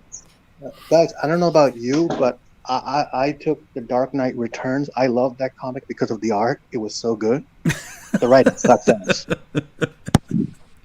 I didn't like anything about the Dark Knight. Hey, I love The Dark Knight. everybody. Yeah, no, I think I'm the only one that doesn't like it. yeah, No, it's okay. I agree with Vilnit in the chat. By the way, I think Killing Joke is a very overrated book from Alan Moore. Yeah, honestly, like what really happens in that book? God, Well, Barbara it's just- Gordon it's trying gets to be fucked very over edgy. pretty good. Sure. Like You know, it's she a gets a fine bullet in art her enjoyed spine. it. book too. She enjoyed it. She enjoyed it. Oh my God, Emmett! Don't turn me into berserk. God damn it. Amit, you got us canceled, apparently, says James Hayes. But yeah, Hothead is right. Like, art sells the books, right? I mean, people are going to check out Well, the art. initially, just But I at tried- first. Which is Well, what I only was at trying first, to but that doesn't explain. count Hey over guys, time. art sells books so much that you know they need a different cover artist for the interior because they know that, you know, that's why artists are so important. But you know, we just need pinup artists. That's all we need because anybody can do interiors. Well, I mean, Starblaze made a lot of money, and you look at the comments, a lot of people are happy with it. Oh, no. People like trash. What can I say? Oh, Jesus. Well, I mean, if they Well, like people are supposed to be trash, nice then- to, like- I'm guessing Kyle already People didn't know give you a Kyle's free story, review Kyle's- copy. It's okay. He won't hear my commentary. Jesus, Emmett's on a roll tonight. Amit likes the attention. Go ahead, Amit. Amit, why'd you leave us? You were just his getting phone on. has problems. Yeah. Probably got a phone call. that was gold. It's okay, he won't hear me. So Hothead Studio says we're not writing novels. It's called sequential art for a reason. Yeah. Yeah, Okay. Shane has a point. He says we're taking him out of context. His point was that canceling Ellis can and does can't punish other people. So maybe he wasn't meaning to denigrate the contribution that writers make, but more to focus on and emphasize the it fact definitely that a lot sounded of like artists... he was denigrating. I heard a lot of denigration coming out of Shane. I don't know. I think he's backpedaling now. Well, Shane, you're always welcome to come on. And we're nice and friendly guys here, even though we joke around a lot. What's up and, for Spirit Scar? And Risey. I'll be nice. Yeah. You want to come in, Shane? I'll be nice. Everybody will be nice, and you're welcome to come and give us your perspective on this whole matter and what you would think of working with Warren Ellis, because I think that's what a lot of us would. I mean, I would be anyway, curious to know how CG creators would feel about working with somebody like Ellis if he did come over to the Ark and wanted some refuge here. The I mean, Ark. Shane like was saying that that. writers just crap out scripts in a day. I mean, he said that. I mean, so if that's not like denigrating the role of the writer, I mean, Maybe I don't know he's what it is. praising the writer that he can do it so quickly. No, I'm not thinking Jabba- that's what he meant, but okay. Jabba They're won't be saying nice. maybe. Yeah, Jabba won't be nice, but he's not nice to anybody. So Jabba's a lovable chap. yeah, the link is pinned in the chat if you're interested in. He's not sharing coming your in thoughts. well read. You're not good enough for him. Oh, okay. Well, I've accepted that. I've accepted that. Yeah. So, Now, if I'm not this was It's okay. Risey's channel, Come on we in. might have Oh, a yeah. chance. If I was a Risey Lee, absolutely. I'm nobody. I don't even do reviews. At least you're contributing to the community. But I Risey, just do your nightmare streams. But you're a star, Risey. you're an Akatsuki. Look at that. It's right in your Star in avatar. hell, maybe. Yeah, well, yeah, the Atsuki are the best, but they're also banished. Where are they rejects? I can't Well, I remember. think they're Depends mostly on dead which one. now. Yeah, well, yeah, it's Spoilers. because, damn it, I hate all those damn bloody Hidden Leaf Village motherfuckers. I liked Hidan. Damn, I'm the sorry I most. swore. He didn't die. He's just buried under the dirt and sealed away. I know. Why has no one got to dig him up yet? I know. That's what it's I like want they to know. drag I'm like, all we got to everybody do is back, attach him back together. but not Hidan, who's technically not even dead. He's an immortal. Yeah, he's sitting in torment with his head chopped off, his limbs chopped up, and he's just in the ground. He's like, I'm going to get you back one of these days, Shikamaru, you little shit.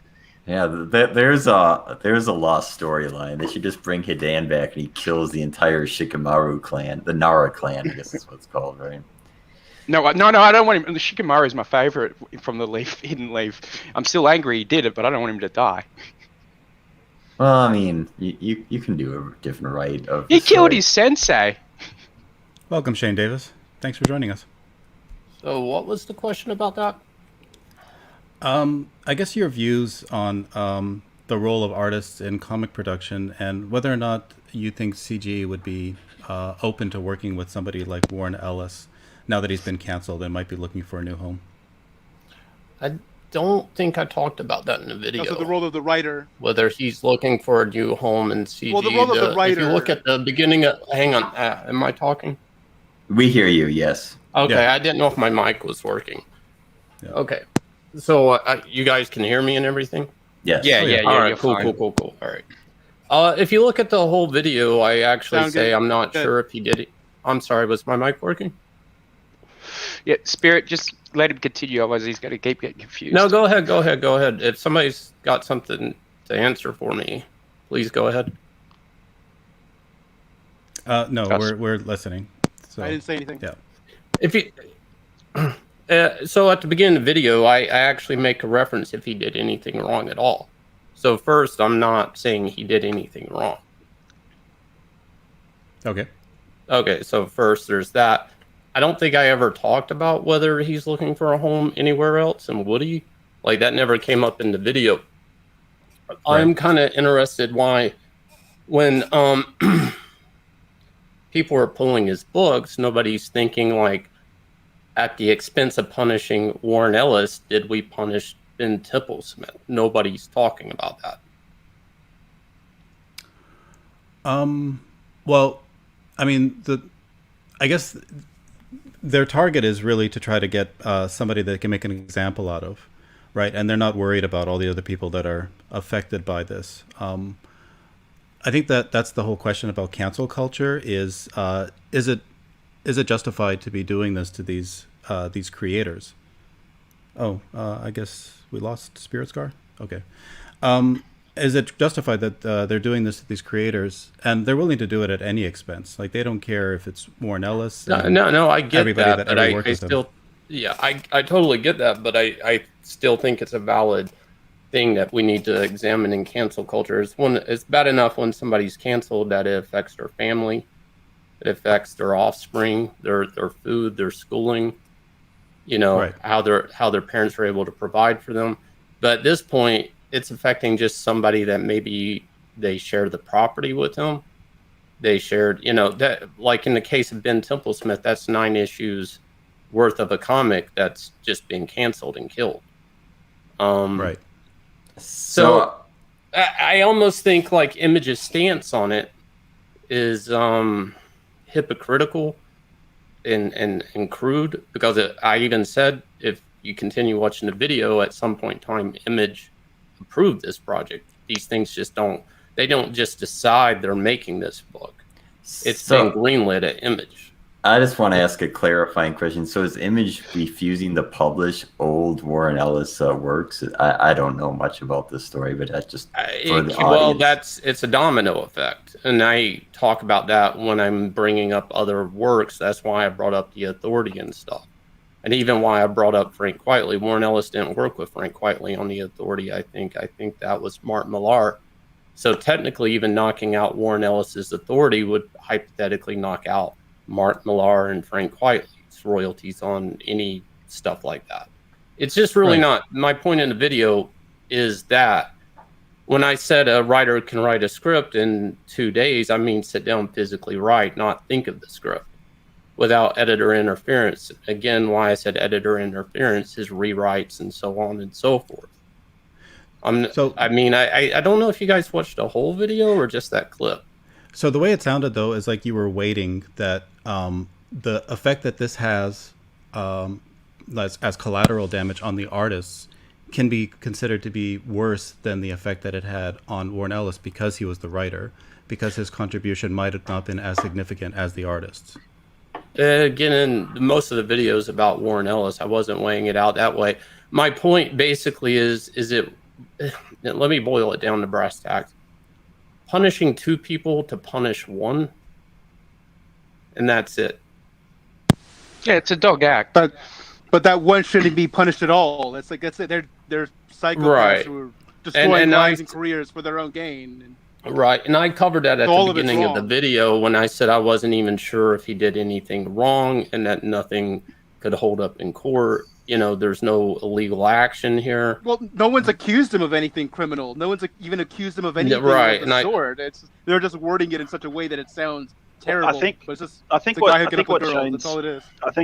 what Shane's trying to say is like it's almost like guilt by association. Just because the artist attached to this book with Warren Ellis, he now shares the blame with Warren Ellis and is probably going to have this used against him as well. So if Ben Templesmith, I think his name is, tries to do anything in future, he's always going to have this cloud hanging over his head of, well, you were working with the sex pest Warren Ellis, and he gets cancelled as well. He already does. People like Rentfamous and SJWs on Twitter are already commenting on that. He's either blocked them or vice versa through blockchain, and we're already going after him. Like, nobody's really looking at that part of it. I mean, isn't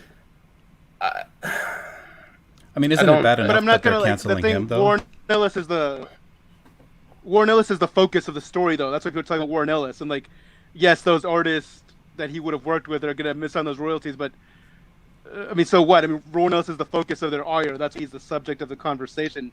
And it's all... Yeah, but there's collateral damage, I think, is what's being said, Spirit Scar. So Ben Templesmith is going to share in what happens to Warren Ellis, even if he wasn't involved at all, other than just being an artist on his book. I think that's what Shane's saying. If he owns half the property, that property's dead. Like, if 9 issues of building a property is he lost his half. It's a dead property. Nobody's going to pick it up. So, like, I don't know how else to explain that. Like, I mean, there's this old saying, one innocent man should go, something like 10 guilty men should go free rather than 1 innocent man be punished or something like that. Like, I don't know. But Warren Ellis isn't guilty, though. It's like, yeah, but as far as I'm, yes, absolutely. To this point, no, there's nothing guilty. That's exactly what I literally say that at the beginning of the video. That we touch on that. But yeah, it just what speaks to these SJWs and their tactics that they would destroy so many lives in one swoop. All right, for so many. Well-read groomed Smug Pug. He's a well-read pig now. Absolutely. As far as is it my responsibility to work with Warren Ellis? Was the other thing you guys were saying? No, not your responsibility, but like, would you be welcome to him coming into this community? I think they were asking if you would work with him. Yeah. Given there's something interesting that he has that I have a interest in, and then really depends on my schedule and other things I'm doing, and I've really don't feel like working with anybody at this point in time in my life. How do you think the CG audience would receive somebody like Warren Ellis? Well, I think it's also, would you be welcome to him coming into CG? I have nothing. Yeah, I have no feelings. I'm not of a gatekeeping personality. I don't Like, it's fluid. I don't really. It's a two-way street. Like, if somebody wants to come into CG, they can come into CG. I mean, as long as he doesn't shit on people, as long as he respects fans, as long as he fulfills the books he runs, I have no problems with him. Yeah, I've never I'd met like him to say, either. I'd like to say it kind of feels like you guys are putting Shane on trial here. I mean, this all just came from a Kiwi. I'm not Farms putting him post. on trial. You guys are putting him on trial. I've got no stake in the Warren Ellis bullshit. I looked up his credentials just before. I wasn't impressed. Yeah, I'm just curious. That video is a 15-minute video, and I know you guys didn't start from the beginning. So I mean, it's a little like I'm just trying to wrap up like what I said, and a lot of this is me saying at the beginning of the video I said this. I mean, yeah, no, as far as I'm not against Warren Ellis, if that's what you thought. If you watch the whole video, you'll see I'm not. No, that you didn't touch on that. His his politics and how people would actually receive him. That's just something I'm curious about personally. But it was more about the comparison between artists and writers and their contributions to the comics. Like you mentioned, The Authority, and you said Brian Hitch was a really big part of that book. And it almost sounded like you were suggesting it wouldn't have been the property it was without Brian Hitch. But for a lot of people, they feel like that's Warren Ellis's work. And he's the one that made it significant. But perhaps you think differently about that. Do you think maybe Warren Ellis isn't as worthy of all the praise that he receives? I'm probably looking at it from the lens of I bought it when it came out. And at the time it came out, a lot of people were very enthused with Brian Hitch's artwork on that. He had just finished up some JLA stuff, but Authority was like red hot. So I might not be looking at it through like a trade market, but like when it originally released, the energy in the air at the time was Warren Ellis was already a hot commodity at that time. Oh yeah, but just because he was on that book. A lot of people, when I was buying it when it first came out, were really into Brian Hitch, and I know for a fact that Marvel's Ultimates were inspired by Mark Millar's stuff that he did in the Authority. So, and that's where Mark Millar was hired from, and of course Frank Quitely. A lot of these guys were being pulled because into Marvel and DC because of their work on Authority. It sounded like you were just very not really kind of denigrating the role of the writer and a lot of this stuff. And like I said earlier, like Dave Gibbons gets some nice royalties from Watchmen trade paperback. You think it's because of his amazing artwork or because of Alan Moore's writing?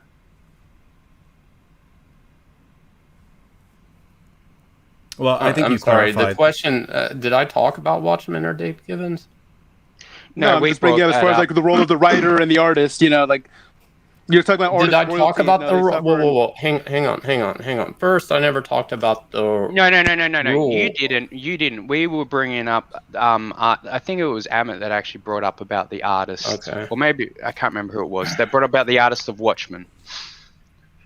Because honestly, I was never really impressed with the art for Watchmen.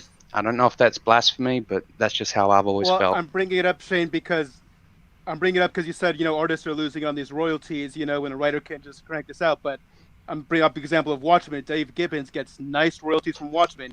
Is it because of his amazing art or is it because of Alan Moore's writing, So just something to weigh in, in the equation. Probably a little bit of both. Without the pacing and the 9-panel grid format it has and the big, payoff splash pages. I honestly have read Watchmen 4 times for Alan Moore, but I also read everything Alan Moore, for the most part, has done, even From Hell's like one of my favorite. So I follow Alan Moore. So I never talked about that. Like, that's a different opinion I have. That's like something else. So I would pretty much buy anything Alan Moore wrote. Yeah, I don't think that's a straight fair. And y'all mofos better watch y'all mark asses because y'all fuck with my homie Cat Daddy and I'm coming for y'all. Word up. And that's that. Word. And shut up. And you get the rat king on? What the fuck? He just I punched think- his keyboard so hard he knocked himself out. I think we saw an angry man bun. Yeah, we're just because we don't mean to put you in the focal point of this. There's this long-standing. It's not a tradition, but it's almost like a stigma in CG that it's anti-writer, and this isn't coming from anything you said, because clearly that's not what you intended to say, and you clarified that. But there's always been this open question of how CG feels about writers coming over and contributing to these books. And we had, Dicks Out for Dixon. Everybody loves Chuck Dixon, and we know he's a great writer. But a lot of these books would benefit from having maybe more contributions from people who are professionally writing or focused on the writing aspect of comics. And it doesn't seem to be a topic that gets addressed very directly. It's not talked much about on the streams. And the fans are always wondering from the creator's side, what exactly is your take on writers in CG? Because it's a unique format where it's a one-man show for a lot of these books. And if it got to the point where it had to be more collaborative, it would benefit to have professional writers also on these crowdfunds and sharing in some of these properties. Is that something that the artists themselves would feel adverse to? And it's not a question directed. It's not directed at you because clearly you don't speak for everyone but yourself. But it's just it's fodder for speculation from the fans because we would like to see definitely more contributions from Vicky writers. versus comment there. I think that's exactly right, though. It seems like writers are underappreciated in CG. Well, let's let Shane answer Well-Red's question. All right.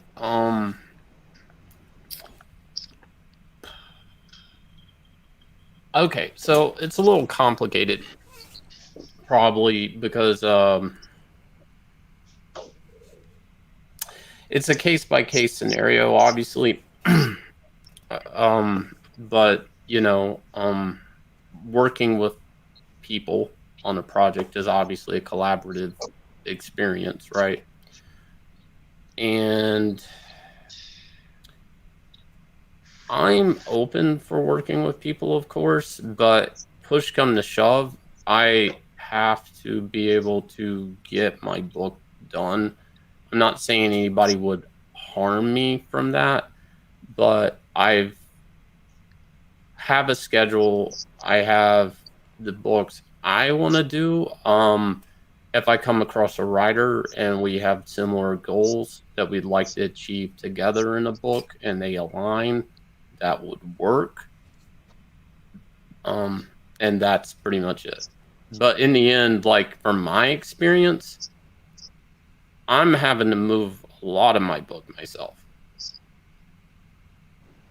I think when it comes to crowdfunding too, like there's a lot of risk involved, and if you're collaborating with somebody, that risk is then shared. I mean, Shane's responsible for himself on his own book. If he brings a writer into it, especially somebody he doesn't know, it's like almost letting a stranger be responsible for your property. So, well, there's X amount of hours I have to sit. Like I'm done with Starlight Cats now, and we're going to be going to pre-press and printer. I have X amount of hours I have to invest in my boards, and then I have to turn around and I have to, campaign. I have to advertise my book. I have to live stream.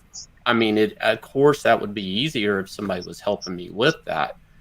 Unfortunately, I think in the crowdfunding game that nobody's talking about, having an extra person working on your project's a major fucking risk, because at the end of the day, it's whoever's project gets put on the Indiegogo, whoever launches it, they're the person that's going to cop the most blame. Well, there's that, but if somebody said, "Hey, do you want to work with Alan Moore?" which of course I want to, or "Hey, do you want to work with PewDiePie?" PewDiePie is going to help me sell a lot more books, unfortunately, in YouTube land and crowdfunding. And this is a factor that me as an artist, I'm going to spend the same amount of time. Will I get a better book? Of course, with Alan Moore. Will I sell more? Maybe not. Does Alan Moore have a Twitter? Is he going to pop links out? Is he going to get on YouTube and sell my book with me? No. No. So, there's things like that. He's got a snake god to worship. He's got no time for YouTube. But I mean, you have to evaluate the marketing and landscape of crowdfunding comics rather than just say, will you work with this guy over here? Is this all about money then? At the no, end? no, it's about creation. It's about me not carrying somebody else's weight. It's about getting the book out on fucking time. No, but it's that. But like, if a writer with no platform comes over, I get a great book. But am I carrying their? Are they helping me sell the book, or am I carrying them to sell the book? If they write you a great book, everyone receives their book presumably, and they say, "Wow, this is a great book." You assume that means more people are going to back your second book, right? So the first book, maybe I take a hit on, and the second book, I capitalize on, is what you said. Yeah, that's what you would be going for, I think, with hiring a writer. I think you answered my question. Yeah. Thank you for that. Yeah, the question... I think Jim Turner raised a good point, and that's what I was trying to explain earlier. Like, see what happened with Brutus to see the difficulties of writer-artist collaborations on crowdfunding. So that's an extreme example of a relationship that went south pretty quick, and that was what I was trying to get at. But also look at the outcome. Like, it was pretty well received, and people want a sequel. So there's a longevity investment to a successful collaboration. Yeah, you'll never get a sequel to that though, because I don't think Donald and Nasser will ever work together again. So you'll never have the exact same project. I think there is a benefit to not split the work. It's better either the artist or the writer. This is my book. I'm paying this artist or writer to do this. They do it. I pay them. Then you're done with that, and then maybe you work again on the next book. But I think it's better not to split it. There's got to be someone in charge. That's always better, I think. Depends on how you feel about creator rights. I mean, that's a vague, that's a case by case, creator by creator scenario.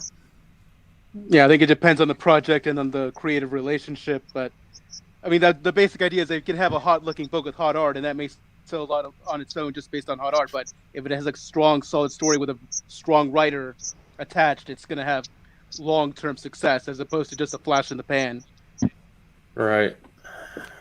But I mean, I don't deal in absolutes. I mean, things are always on the table. Different years I have different workloads. Hopefully, I have the next project I'm working on, and I'm the right writer, and we have this, a line and a vision and timeline. I mean, working with somebody is absolutely on the table. I don't think I've ever said I wouldn't 100%. It just depends on what the scenario is. Sorry, I wasn't laughing at you. I was laughing at Jabba's comment. Yeah. Apparently, I'm the annoying noise on the stream, not somebody's mic feedback. But... No, it's feedback from Amit. But I was actually trying to, in that clip you guys kind of took out of the whole video, I'm trying to actually shame people canceling Warren, that they're actually canceling innocent people or taking food. And that's not saying he's guilty. I actually cleared that in the beginning, but it's the concept of hurting not just descendants of this person, like whether it's their kids, wife, or whatnot. I'm talking about just people that maybe were assigned to a Warren Ellis script by DC Comics. And when I talk about royalties, you have to understand I've signed many and many work vouchers for DC Comics, and I understand the royalty breakdown, and it's there, and their work for hire agreement that you have to sign just to get paid, period. So yes, I absolutely understand you can't cancel a Warren Ellis Authority book without harming Brian Hitch, period. Like, and I don't think anybody in the comic industry, mainstream or whatever, or just some crazy bitches out there, you shouldn't be canceling somebody and harming a complete innocent person. I mean, pulling these books or canceling these books, like in the case of Ben Templesmith, he lost 9 issues worth of work. Any type of time investment, I mean, the Image isn't going to keep that in print. It's probably going to come down off Comixology after this. I mean, in the property, nobody's ever going to look at it for an auction. So, like, any type of investment Ben Templesmith put into that, it's out the door. and that's crude. It's you know, it's a horrible thing, and I was actually trying to do Warren Ellis a favor by pulling that out, because that's the one thing nobody's talking about. Well, it's amoral. I think just in that clip, it sounded like you're saying, like, well, just because one person's guilty doesn't mean these other people. That's the way it sounded, but that's that's why I did a 15-minute video. Yeah, well, this all started because we were talking about the Warren Ellis situation, and then we went to a little-known site called Kiwi Farms, and someone mentioned your take, and then we investigated from there and just pulled up the video. I hadn't seen any of it, so I would encourage everyone to go watch the full 15-minute video to get the real story and not listen to Mr. Dongs from Kiwi Farms. Well, actually, anyways, guys, I'm gonna take off. It was good talking to you guys. And I will catch you guys. I don't know. Before you go, Shane, can you give us a quick pitch for your upcoming project, Inglorious Rex? Just a quick pitch. Not yet. I'm not in the talking phase about it yet, just because I'm not sure when the launch date is, and I don't want it to get stale. Like, I'll have to keep talking about it. I'm not sure when we're launching it, and I'm purposely not talking about it at this point. I mean, there's the world it's in, and then there's the actual story of the characters. So they're two different things, and they're pretty. I want to make sure I have the simplest explanation for it in like a elevator pitch for everybody, and I don't want to trip over it. So, but I also am gonna have to, when I get in campaign mode, gonna have to keep repeating it, and I'm waiting till I'm in campaign mode. I did want to clarify that the reason why we played that little piece also is because you were misquoted as saying "fuck writers," and we just wanted to clarify exactly what your statements were regarding. No, I'm not saying that. I've worked with a lot of writers, JMS, Mark Wade, for better or worse. I'm not saying fuck writers. Right. But I had doubts that you said that. That's why. Right. Yeah. Right. So we wanted to play what you said to clarify exactly what your feelings were. Danger Vanessa is saying, save yourself, Shane. I gotcha. All right. I'll catch you guys later. Thanks for joining us, Shane. And the sign-up page for Inglorious Rex is in the chat, and I encourage everyone to go sign up for it, especially you, Mr. Dongs. Tisk, tisk, good sir. Tisk, tisk. Well read. Just to confirm, you don't have closed captioning in this, right? Am I closed captioning this? I don't know that I am. He wants to say something about Carl Ritter. No. Oh, okay. I don't.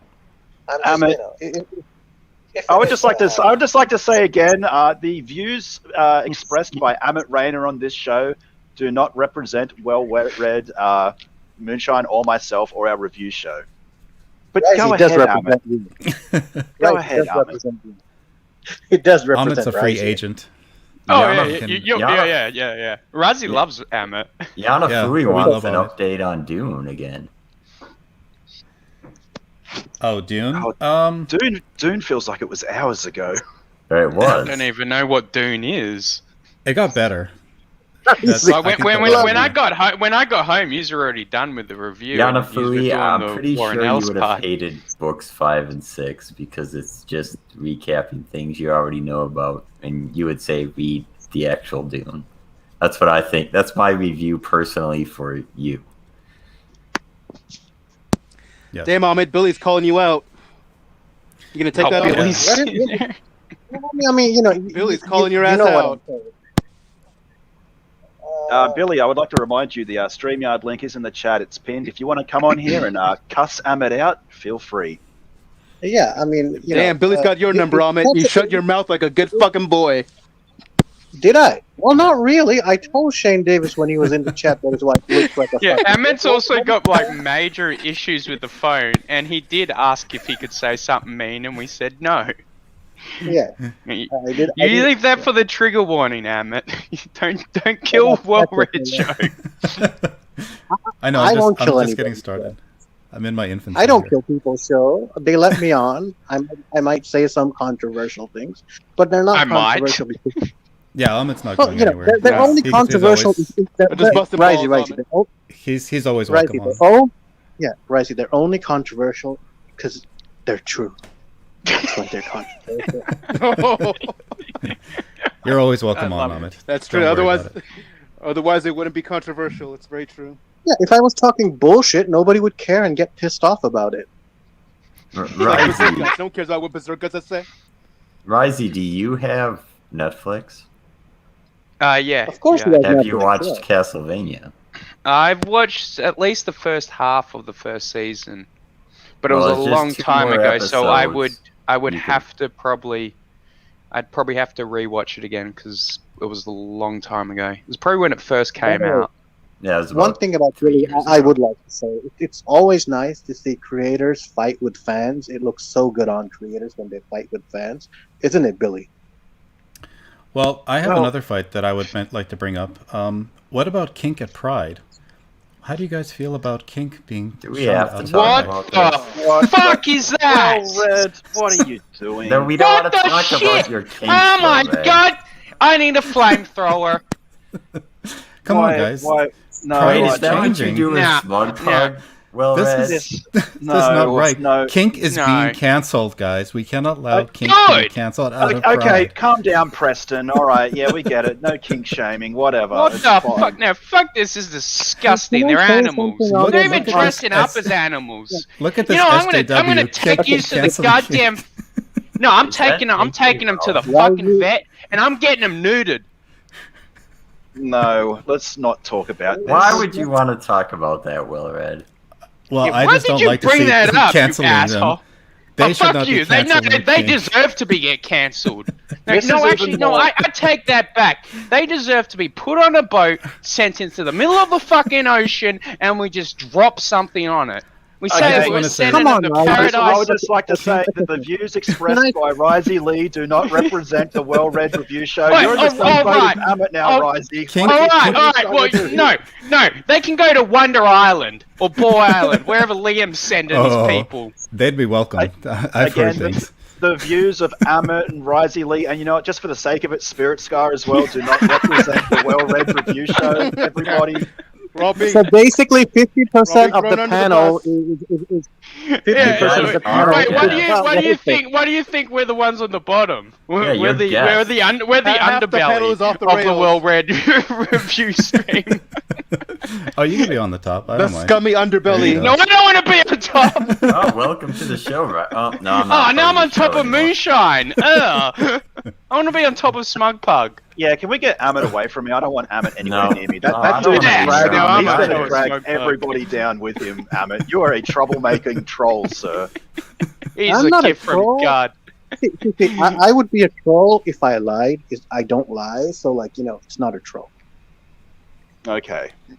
That could still be a troll, though. You can troll with the truth because it's hurtful. Yeah. Well, And the that's truth the is best only type of hurtful. trolls. Well, you could Yeah. just troll poorly, like Well Read. Well, kink is welcome at CG. They're welcome to back CG books. So I just want to put that Well, out there. No, okay, if I you don't want have to a say single- this: kink is not welcome on the trigger warning unless they're ready to get told to get the fuck out and go Guys, to Wonder you know what Island. people are going to do now, aren't they? Like everybody with a gimp mask is going to come on and pretend to be, Well, it'll be a bigger impression, better. It'll be better than those goddamn dick pics I keep getting stalked with. Well, talking Risey? about kink, there was another topic I thought we could raise. Since we're updating on the current legal case surrounding Comicsgate. I don't have anything to share because I didn't really prepare for it. But in an update on the Poulter versus Vicky Dean and Ethan case, it looks like he has acquired new lawyers for the case, and it is moving ahead. So there's your- lawyers, yes. There's two lawyers, I want to say, one representing Preston and another representing John Lamont. So there's your legal news update from the news desk. John The Lamont has Crimson money. points out something that's always been true with these shows. John Lamont Yeah. has money. I thought he was homeless. You know, it actually does kind of break my heart that when we were reviewing Dune, that we had like 20 viewers, and the minute there's a little bit of controversy and drama, it's up to about 44. So Oh, I'm sorry, that's not funny. It was just a stern discussion. There was no controversy here. It was Mr. Pug, yeah. you can kudos to thank me. You Shane can for thank coming me. in, by the way. yeah, I don't know if Shane's still watching, but thanks for coming in, Shane, and props to you for putting up with Amit and Spirit Scar. Yep, he we actually appreciate sounded you very being here. tired. I'm surprised he showed up. Of course he's tired, you know. Drinking all day Well, will that do little that clip, to you. I'm just Fuck Oh, Yeah, fuck you, Amit. Maybe he's Don't you tired of you. attack people for drinking. Maybe he's sick of you, Amit. Have you ever thought about that? Maybe you need to stop doing what you're doing. I have never gone on a single stream of that stupid cat book. I've never gone on a single stream. You know, it's so funny too to like kind of talk smack about someone, then they show up in the chat and show up in the stream. It's like, I love how as soon as Shane Davis showed up, Amit instantly shut his mouth. Oh, I mean, Spirit Scar at least held his No, I position. didn't. No, That's what how are No. you talking about? He was Facts just for caught off position. guard. He was caught off guard. He was channeling his concerning inner like, Amit. No. writers and artists. Yeah, I wanted to. Oh, let's not Amit talk shut his about mouth writers and and artists. stand in the corner like a good boy. Well, I let Very good people boy have when their Why does it Okay, always come guys. back to writers versus artists? I feel like we've had this conversation 1,000 times. Well, I I know always this say conversation's right- never right- gonna right- end. I was on a stream last week. I think it was Dilla Draws. I was on a stream with him. I think it was last week, and we looks were like- talking about the same thing. It looks like Vicky's trying to poach Jabba the Coach. Oh no, Jabba's been poached by everybody. No, Jabba, please don't go. Stay with us. Jabba's I'm a begging cheap you. whore. The thing is, there's too much of The lens Jabba is to go wrenching around. anywhere. It's What easy is to get your what fill. is a Jenny? It's Uh, a moderator. It's Yeah. Kiwi Farms talk. Oh, all right. Yeah. Oh yeah. All right. Sweet. Sorry. Sorry if Jen I'm is fucking probably retarded, Dan. But I mean- Yeah, I don't know talk. Kiwi Farms. Dongs can correct me if it didn't start on 4chan. So yeah, well read. In that one clip you played of Shane Davis, though, it did sound like he was very denigrating of the role of the writer in that isolated clip. So, you know, I'm just No. If Yeah, you- call the that thing out. is Shane Davis The thing is Shane David backtracked because he was being an idiot. That's why he had to back. No, I I'll think. be right Yeah, back. I think that's true. Well, No, I think I when think- confronted, I think he kind of knew how dumb he sounded, so he backpedaled. What clearly happened here was I'm just kidding, Shane. yellow journalism on behalf of well-read and What? Mr. Dongs. Mr. Yeah, Dongs you took him just out a- of context, well Mis- read. Wow. Mr. Dongs took him out of context, and then Smug Bunny jumped at it. And this is yellow journalism. This isn't CNN, How- good sirs. You need how to, dare you need you- to improve. Drag the impeccable CNN reputation lies. of Mr. Dongs and I through the mud. CNN lies. I don't know what you're talking about. Anyway, I'm gonna maybe bring up more kink articles. No. No. Wait, can we talk about the Wuhan virus? No. No, God, no we cannot. politics. No politics. No politics and no conspiracy theories. Nothing Here, like that. I was I've going got to say mask or no mask. I've got something Mask or no mask. everybody's gonna love this. This is the new trailer for Halloween. It looks pretty badass. I don't know if this is gonna get me struck. What do you think? Probably. So don't play. It's not worth Probably playing if it's because no one new. gives a shit. No one gives a shit about Halloween, so it's not worth risking it. Yeah, but this looks Jazz pretty. Crab is lumping you in with the Etsy channel as well read.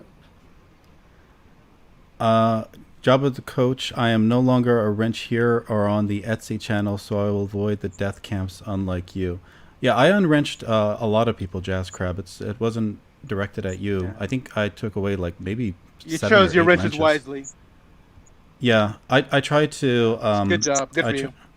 Yeah, I tried to See- leave people who weren't in any discords and are just, people who are on the shows in the chat. Can you wrench me because everybody hates me? So I No. won't block it. No Yeah. wrenches for Amit. No review copies for Amit. No wrenches for Amit. No oxygen for Amit. Just get rid of this guy. See, Oh, now you're okay. just being hateful. Now you're just being hateful. Well, isn't that great then, Jazz Crab? Don't you want the Spurgs to take it seriously? So haven't I helped you out? So, Jabba is How offering about this, his this ring new to Halloween Jazz movie? Is Crab. this a reboot? I think it's a sequel to the reboot because the opening scene was pretty badass. Okay, It's so a what about? stupid ass fucking title name. I mean, honestly, I heard about this coming out a couple of days ago, and I thought it was just a fucking Wait, kill count. they're when making Michael Myers. another Halloween movie? Yeah, I can Yeah, say it's- I've never watched a Halloween So movie. this and is I never the intend to. C boot. What A sequel the to a reboot shit? is a C boot, I believe. Guys, Shane Davis just started to stream, so that's why he left. When Yeah, Shane Mr. Davis was Dong's saying coming. that writing a comic book script takes 2 days tops and nothing compared to the labor involved in drawing it, he was really saying he respects the contribution of writers. Mr. Doms Yeah, is exactly. He doubling said those down- words, doubling and that's why I was down like calling him out on it. No, backpedal, backpedal, Yeah, back. Mr. backpedal, Dong's Shane journalism Davis. is sound. Shane said that. Let's Well, not bring, Back let's pedal not and bring Shane, it yeah. up. Let's Is not ice- bring it up again. Manto really wants this topic over. Yeah. You know, I just want this stream to be over. No Halloween, no more Shane Davis talk, no more writers versus artists, no more Amit Rainer. Can we talk about butter? You fucking no, asshole! I no, just spit Amit. my drink all in my fucking shirt. Fuck you, Okay, Emmett. what about the new bestiality show on Netflix? Have you guys Ah, seen that? what the fuck? No, no. It's not bestiality. Oh, it's bestiality. furries. It's furries. Furries, Sorry, furries. my mistake. It's Oh furries. my This is for furries. fucking god. Yeah. I No, want no, this. this will definitely get Quite you struck. enticing. Yeah. Don't Let's play it. keep This will get you saying struck. dude. Yeah, don't What? play it. Well, I'm pretty sure she's the only one that wants her to have babies. So they Look, cancelled Jupiter's Legacy. if you're for really this. desperate to fucking talk about these trailers well read, we'll do it on mine, and if I get struck, it's no big fucking deal.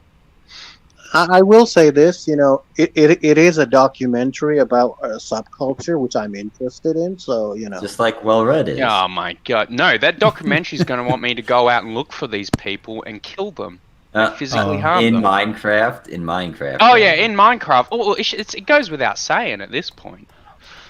I don't know if you guys. Remember like the HBO real sex specials? That was like the most like disgusting, degenerate stuff. And they constantly promote that kind of weird kinks and I will all say that this, good stuff. a furry interests me just because I'm like, what kind of mindset do you have to be to do something like that? So I just they fascinate me as a topic, It's like, Well, maybe Same this will sort help of you. mindset you there are have. people who want to when you, hide themselves during sex.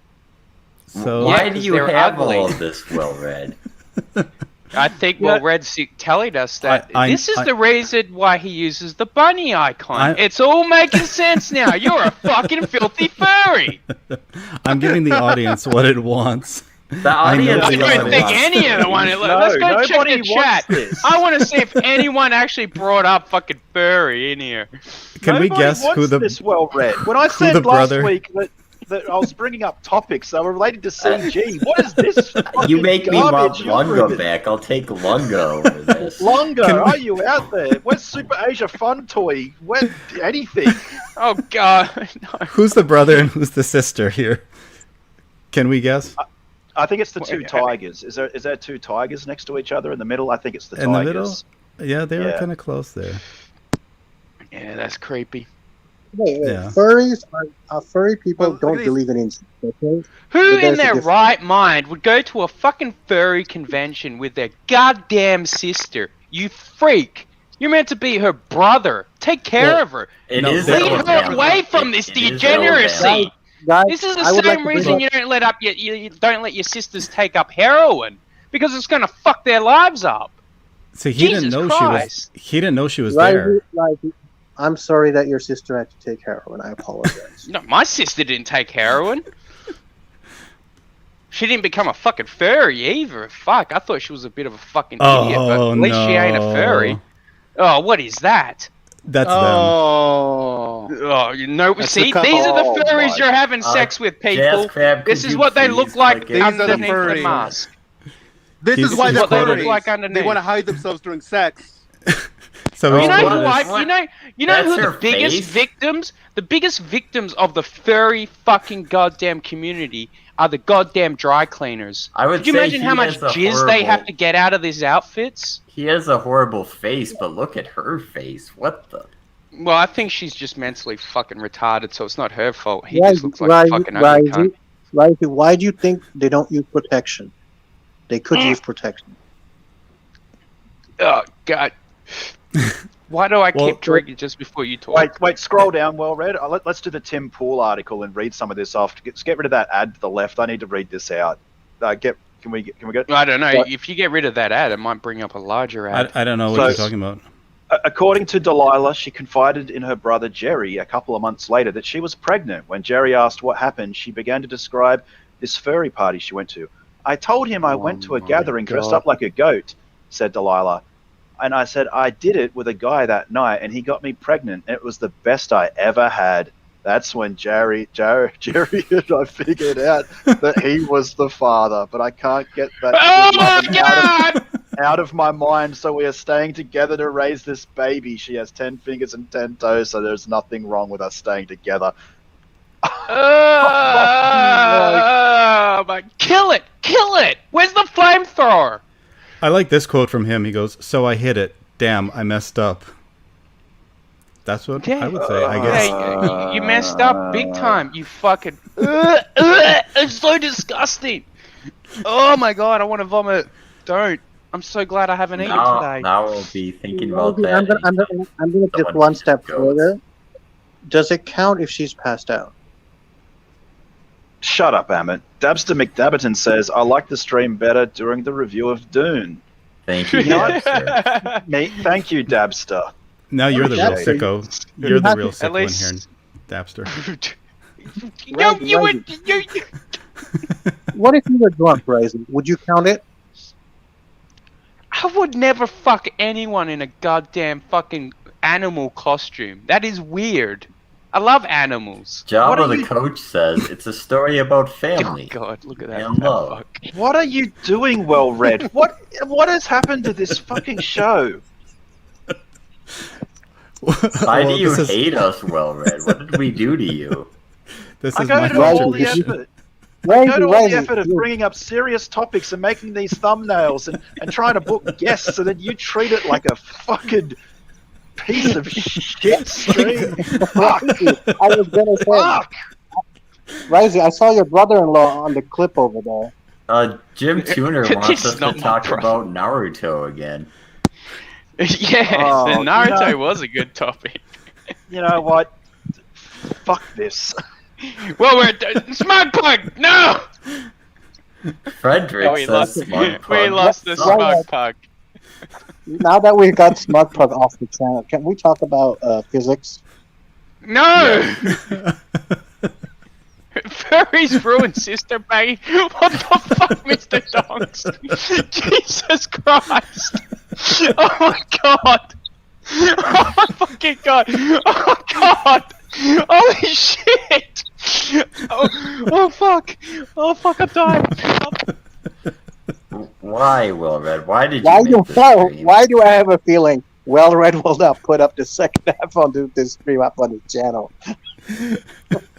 I think you should edit this stream, Well Red. It's what you're best at. You know, with the three of us on top, it's like the lunatics took over the asylum. Never let the lunatics out in the Arkham Asylum to have rec time. They'll fuck shit up.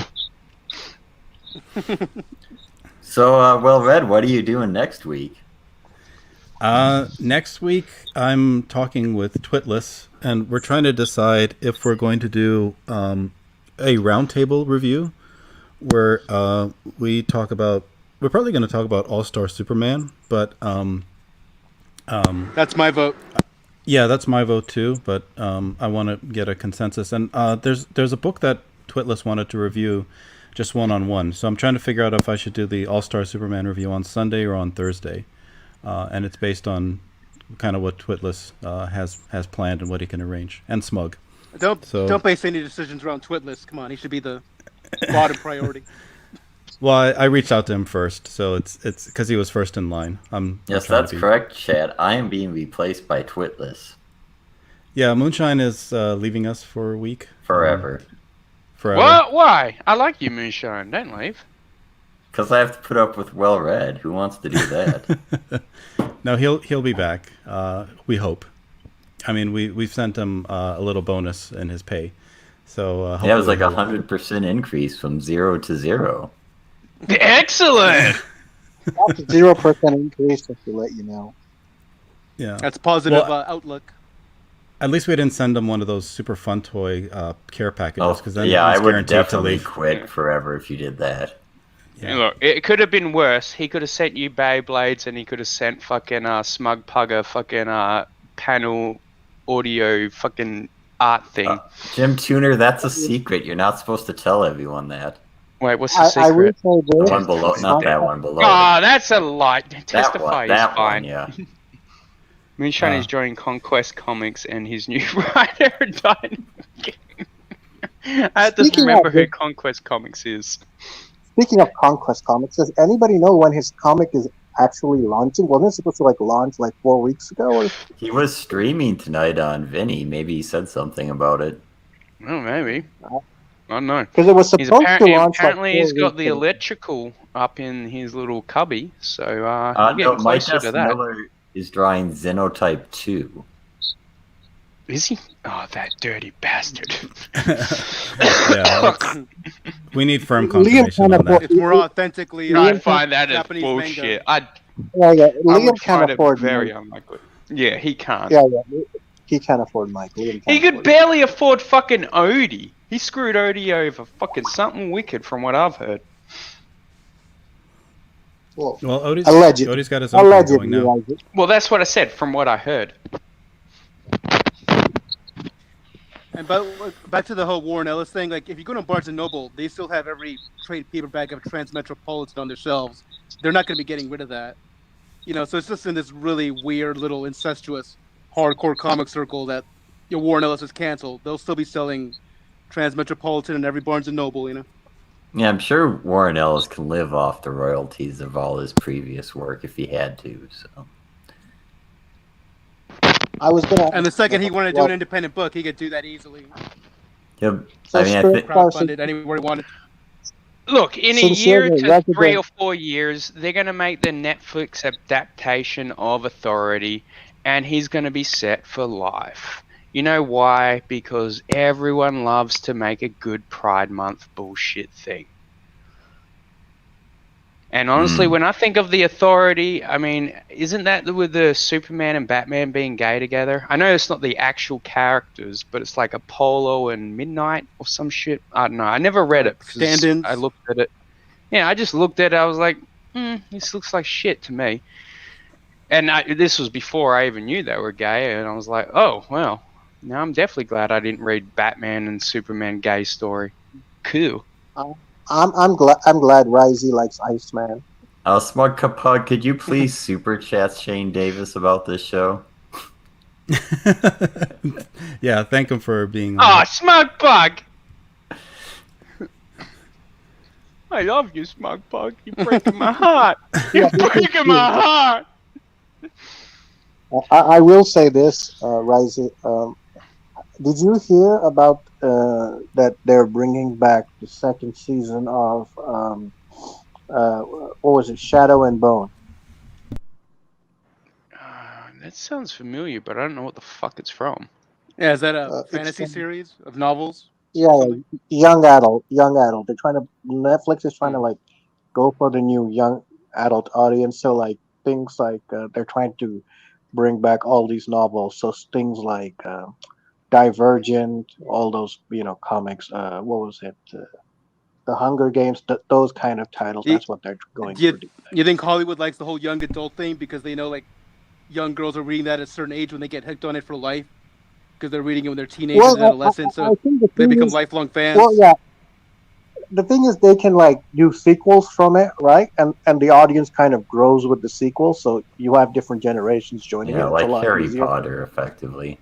Fuck Harry Potter. I watched Well, every it made single a one lot of of those money. goddamn movies. Yeah, I know, and I do. there's I still, crazy to this fans day, for it. it drives me I don't know. Why do anyone like Harry Potter? I got nothing against you for liking it, but I'm like, there is so many better things out there, and if you're into magic, just look into something better. Harry Potter sucks. This is a kid that literally he fought for what was it, 9 movies, 7 movies, or some shit. I don't know. It was torture because they were 2.5 hours long each. It was a fucking nightmare to get through all those. But I wanted to see what all the fucking fuss was about. Hold on, Emma. I'm almost done. And then this Harry gets to the top of a dam or some shit, and he throws the most powerful wand into a fucking river because he thinks Voldemort's dead forever. I'm like, well, what about the next fucking enemy? Huh? Now you're going to have to go and start a whole nother 9 movies if this ever comes up again. And I'm going to have to sit through it. So what you're saying is Naruto is a much better hero than Harry Potter. Yay and nay, but yeah, he's far superior than Harry Potter. Fuck Harry Potter. Well, Naruto would kick Harry Potter's fucking ass. Harry Potter it ripped off the Neil Gaiman book, Books of Magic. The character looks identical. It's about a kid learning magic, and it took the basic template of a bunch of gifted children learning their abilities, like X-Men. Did you know? And Xavier Mansion. Kishimoto originally was going to write about a wizard school, and then Harry Potter came out, so he's like, shit, so I guess I'll write a ninja school instead. Oh, ninjas are way cooler than wizards. Yeah, he was going to do a wizard the best school. thing is you can always, like, with a lot of these things, you can give your characters multiple powers. They can have ninja abilities and superpowers, like magical I like abilities. that you call them ninja abilities abilities? now. Well, what are they meant to be called? I will say this, Ninjas. Risey. You Well, are a there's Slytherin. ninjas and then there's ninjers. Risey, you're a Slytherin, and Twitless is a Hufflepuff. No, I'm not even a part of any of their classes. I'm the one that come fucking on, got Well-read expelled is before. Look, definitely I'm a the one that got Hufflepuff. expelled from their school, and then I showed up. I'm like, you know what, Slytherin, fucking Gryffindor, Pigsy, and Losery. I'm gonna burn down all your classrooms. I'm coming in and I'm pulling a goddamn Columbine shooting in Minecraft, in Harry Potter world. Yeah. Taking all these motherfuckers out across the Wow. line. Cats, I No. don't remember what those No, I'm gonna craft a cool wand. It's gonna shoot magic bullets. Mr. Yanafui says Magic we're ninjas. not to trust you, Risey, because you're Akatsuki. Hey, the Atsuki are the only ones you can trust. You don't trust any of these hidden village motherfuckers. They're all untrustworthy. And if you look into it, the only reason Atsuki got fucked over was because of the hidden leaf. And so he sacrificed his family, his relationship with his brother, to keep the hidden leaf village safe. So the Atsuki are the bigger heroes out of any of them. Kakashi, No, the true hero is Danzo. I don't know what you're talking about. I don't remember Danzo. I said Danzo was I'm not the getting one your with nerd the face references, mask. so I'm gonna drop out. See you guys. Bye, Spirit Scar. You're leaving for Later, the Spirit nerd Scar. reference. He stays for the Nerd furry, reference. but not for the I'll argue about Warren Ellis, but I'll It's not like- stay for these nerd references. Furries, guys, come on. Naruto, that's where I draw the line. Well, did he leave? Naruto's where the line is. Yeah. This is like an ultimate troll. He just says I'm leaving and stays. Smug is demanding that we end the stream. Smug says end the stream. Alright, well, if you guys want to keep it going, I can start up one after this, and we can run amok on there. Yeah, I mean, that sounds like a good plan. We'll transition the audience over to you. So, if Right, you want are to you start coming it, on? I'll come on, sure. If you want to start it up, I'll Sweet. drop the link here so that people know where to go before we Alright, end here. I'll go start it up now, and I'll leave here, and There he I'll meet goes. you guys over there. Cool. I'm you. not joining, but have a good night. Ah, Moonshine, you cocksucker! I love you. Exactly. Alright, well, take care, Moonshine. Well, Red, Well, I'm staying hopefully on see this you stream. soon. Yeah. All right, see you in a bit. Thanks, Risey. Yeah, I'll probably go chuck a piss and roll a cigarette before I start it up anyway. So, again, thank you for having me on, and rock on to everyone else. Love you. Bye-bye. Bye, Risey. Royal Red must stay up all night. I think that's your role here, Moonshine, is to try to keep me up for as long I don't as have to. Risey's going to do it now. Yeah, he's doing your job for you tonight, so that's always a benefit. Simple. Is it true Spirit Scar buggers Smug Pug on a daily basis? I can neither Say confirm nor he's deny. A1C. Yeah, it's an interesting... Something yeah. about blood glucose, apparently. Apparently she's going to get diabetes. Is that what this account's implying? I suppose so. Well, it was an interesting episode. In Until any you case. talked about the furry shit for some reason. People loved it. Nobody loved it. Nobody. Did anybody in chat like that? It was the best trivia game I've ever seen in CG. Guess who the two furries that were related are? And You one know impregnated what the show other. I would expect to see that talked about, Well Read? You're going to hate this. Where? War Campaign. Oh, really? That's interesting. Yep. I'm You've carrying gone the full spirit. War Campaign. You're talking Oh about the my subjects gosh. they do on their stream. You are making me hate this. You're right. How dare I? Well read, remember to trigger Risey with more kink and bestiality talk on his show. And James Hayes hated it. Well, sorry guys. I thought it was good for a laugh. I mean, the two people involved didn't take it very seriously, so I didn't see why we should. I bet they were lying. Yeah, the whole thing was probably just a gag. It's like a Jerry Springer show. It's like, we slept with each other in a furry suit. And it's just a performance. Yeah. I mean, if they're related, how would they not know what their suits look like, frankly? Thank you very much for this stream. It was a pleasant distraction, and informative and funny. There you go. And it was Lunge free. I think that's the most important thing. That was good. I mean, I was on the fence with the furry stuff, but it was kind of equivalent to Lunga, so... Well, no, Lunga is definitely worse. I don't know about that. Well, I'm pretty confident. I see Shane is streaming. I wonder if he's responding to the things that we talked about here. You guys lied about him. What the hell was that about? We did not lie. It doesn't make sense to play an entire 15 minutes to try to get the context for, certain phrases that he's making. I mean, they can't stand on their own without having to know every thought that preceded it, can't they? Well, some points brought up, though, were addressed, though. So he did, it's like, Yeah, I actually said that already. He did clarify. Hey, how y'all doing? Greetings. Hey. Your show How are still you? sucks. Thank you. Please go back and insert Shane in the thumbnail as a surprise guest. Well read user 1. Maybe. No, you don't need to do that. Okay. Shane denigrates writers confirmed. Okay. Well, Spirit Scar can hold that opinion. Nearly testify free. Nearly, Not quite. but not quite. No. No, there's He still just a little can't bit quit you, Well Read. Well, there's still a little bit of testify in all of us. Ugh. Yes. Why did you have to say that? He will never leave us. He'll always be with us. Okay, that's fine. That's better. I don't see Risey streaming. This Risey. He said he was going to has- take a piss, so... Yeah, he has a bladder the size of a garbage bag, I'm assuming. Well, he does So- drink all the time. It tends to make you do that. And then he said he was going to have a smoke, so I'm assuming he smokes not 100s, but 500s. So... Well, it's up to you to stay until he starts the stream, or just say, go look at Risey's channel until he starts streaming.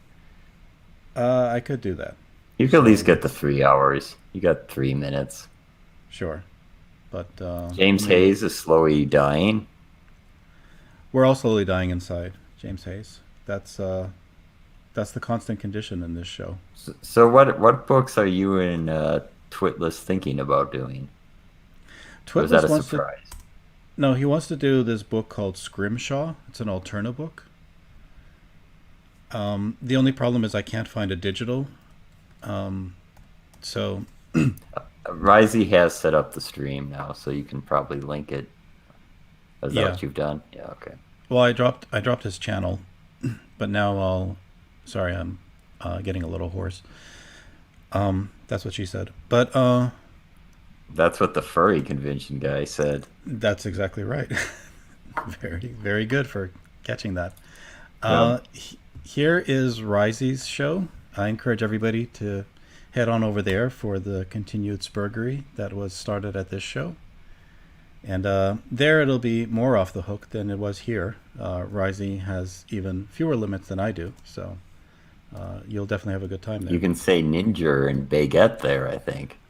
That's right. And you can play copyrighted material, and he doesn't care if the stream gets struck. And neither does Well Read, because it's not his stream. And exactly. I get to cut loose there too. So I'll be joining Risey in a little bit. Oh, hey, Mr. Yonafui. Hello. Welcome to hello. What? How are you this fine evening? Hello. We Yes, hear how you, are you? Yanafui. Can you hear us? I think so. Hello, fellow Americans and people of the ground. I'm here to talk about Dune. I see. What are your thoughts on Dune? It's crap. All of Dune is crap, or just the House of Atreides? No, House of Atreides, House Harkonnen, and the other one, I don't remember the name. It's all crap. You heard it here first, people. Yeah, but the sequels are good. They made a good job, Brian Herbert and Kevin Anderson.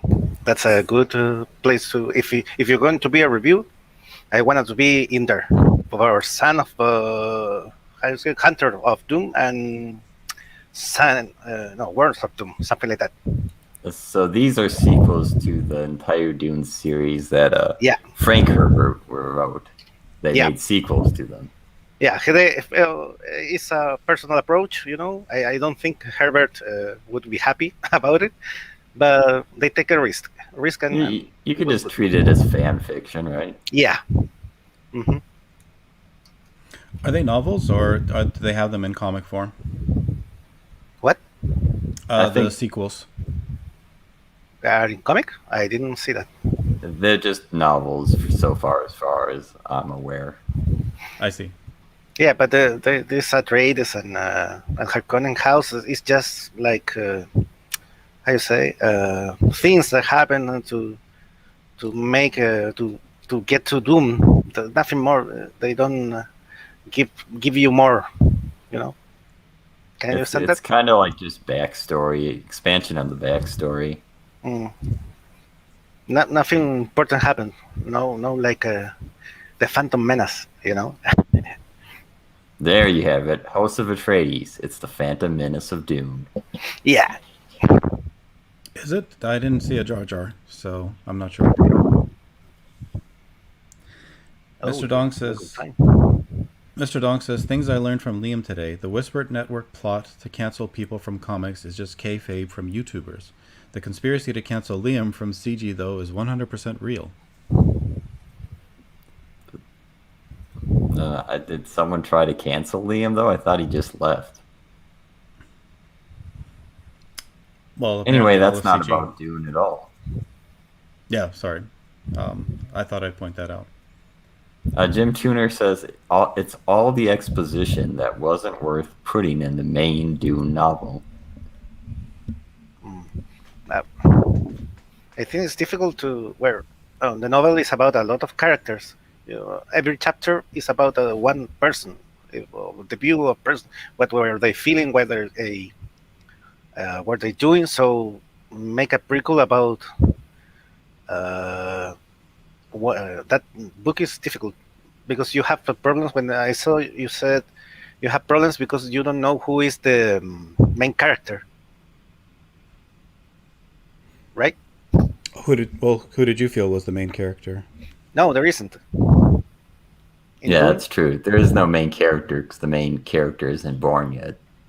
Mm-hmm. And even in the Paul Atreides in the novels, it's like sometimes it's like an observer of what things are happening. Every character has their time, because it's what they think, not the action that is occurring. It's his fears, his thinking. Yeah, because in the beginning he's just barely out of being a child, so it's events happening and he's observing them. And then in the other books too, in the second and the third, you can't see him too much. Yeah, he's almost become godlike state at that point, so he's there and the events are happening almost beneath him, I guess. Oops. Spoilers for the movie. Oh, this thing is 40, 50 years old. Yeah.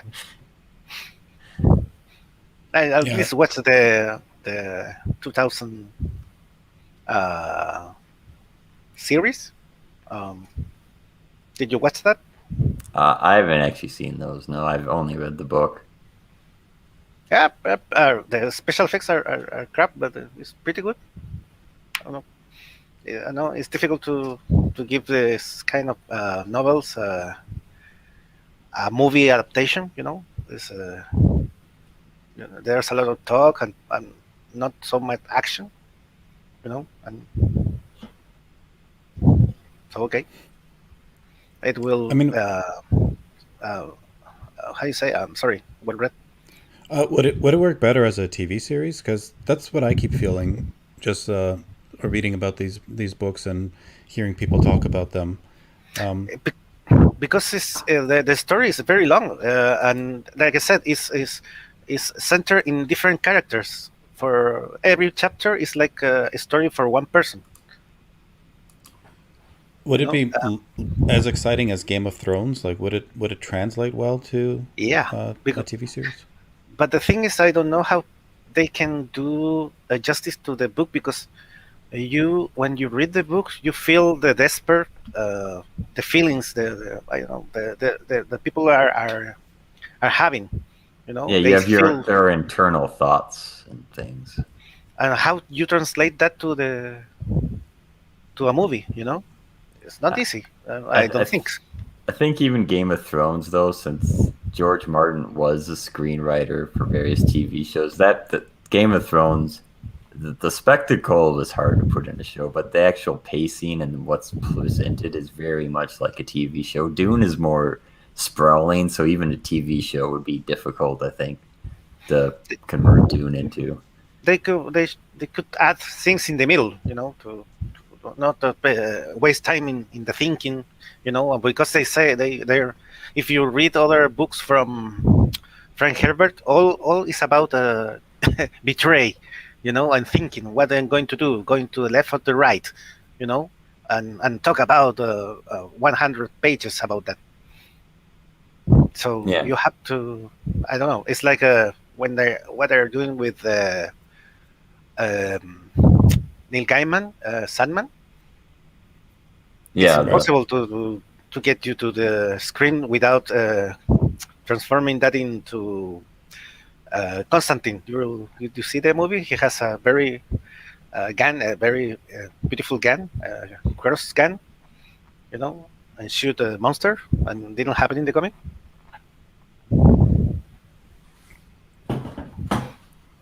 Yeah, I'm not sure. Moonshine, maybe you can comment. I'm not familiar with that part. I haven't watched the Neil Gaiman things yet. So. Okay. They're going to make a series for Netflix. I think. Mm-hmm. And they change the characters. They change their sex. Okay. Well, they did his what is it called? His novel. American Gods, right? Oh, the books is horrible. the series is better, but that's my opinion. Oh, I've read the book, but I actually haven't seen the series. Did you like the book? I think it was horrible. It's okay. It's boring as hell. It's just how you say excuse to tell about his journey from in America. Okay, I could see that. How it's just his perspective of seeing American sites and whatnot. Yeah, and he said in the beginning, I think they say, "Oh, I went to all these places and I wanted to write something about this." And we will see travel. It's like a souped-up travel log. Then. Mm-hmm. Yeah. So the first season of the series were, I don't know, entertainment aspect, but the second not so much, and the third there was a third, I think. Don't know. But like I said, and everybody loves Cthulhu says, get a good screenplay writer, like any book, and we could have a very good movie, with the Dune. Are you expecting that? No.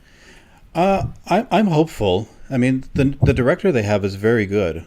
I liked his Blade Runner sequel. Like, I thought it was actually excellently done. So respectful to the source material, like a good follow-up that was interesting, built on the story very well and effectively. So I'm hopeful. Like, they definitely have a good team there. So So apparently, Risey is now streaming. Yeah. So you could bring your conversation over to Risey's stream if you would like. No, I think they would kill me if I do that. You know? I will have to talk about Agatsuki, and the journey from Naruto. Oh, that's true. He might want to talk about Naruto. Yeah. No, I think I'm going to sleep. Okay, that sounds like a good idea. Okay, guys. Thank you for having me. Yeah, thanks for giving your opinions on Dune, because I know you're kind of a big Dune fan. So yeah, so you're killing me every time you talk about Dune and says I'm dying in there, trying to say something and I don't know how to say in English. So I'm cursing you in Spanish. Why they say that? No, that's not true. It's Well-Red's fault. He knows nothing. It is. Yeah, I'm horrible. No, it's fine. It's fine. Okay. See you guys. Good night. Okay. Good night. Have a good night. Thank you. Well, Moonshine, we should stop eating into Risey's audience, I think. I'll drop. I think they all went over there anyway. Not everybody. We got back into the review, and people like, oh no, not reviews again. But yeah, everybody, the fun continues on Risey's stream. I'm dropping the link one more time and encouraging people to head over there. So join us, or join me. Moonshine is off to bed. Yep. So we'll see you all very soon. So with that, Moonshine, you will be missed. You are appreciated, and we hope to see you back again very soon. So thank you. Good night. Good night. All right. I think I'll play us out as I normally do, and hopefully everybody will have a really good night. Enjoy the Risey Lee stream. Be back here for another review on Thursday, and then again a longer one perhaps on Sunday. We'll see if we do the roundtable discussion then, but that's something to look forward to. Something a little bit new and different. I'm trying to get music streams put together. I have hours of playlists, honestly, and I have at least 3 or 4 artists that told me that they would provide work for my streams. I don't need to do anything new. I just really want to show them drawing something, anything at all, while I play music. So it's a way for the artist to get platformed. It doesn't really, it's not anything specific for me individually or personally. I don't make requests or want to see particular things drawn or anything like that. I just want them to have the opportunity to show their work while somebody plays music to it that is inspired by that work. So I thought the two would be a good blending. I'm trying to attract the YouTube crowd that is interested in playlists while they work, and hopefully, they would like to also look over to the screen while they're listening to music and maybe see some nice art being drawn and maybe take an interest in the artist. So that's the idea for the streams, and it would be really nice if I could get all of that to come together. So if you're an artist, please reach out. Please communicate with me about the possibility of providing a little video of you drawing a piece, anything, a page, a sketch, just for a certain length of time. It doesn't have to be continuous. It can be edited. And I will throw it up on the stream and play music to it. So that's how that works. So I'd appreciate it, and let me know any artists out there that are interested in doing that. Hopefully we can talk about it and do something together. Until then, look forward to a new review coming up very soon, and I will see all of you later. Have a good night.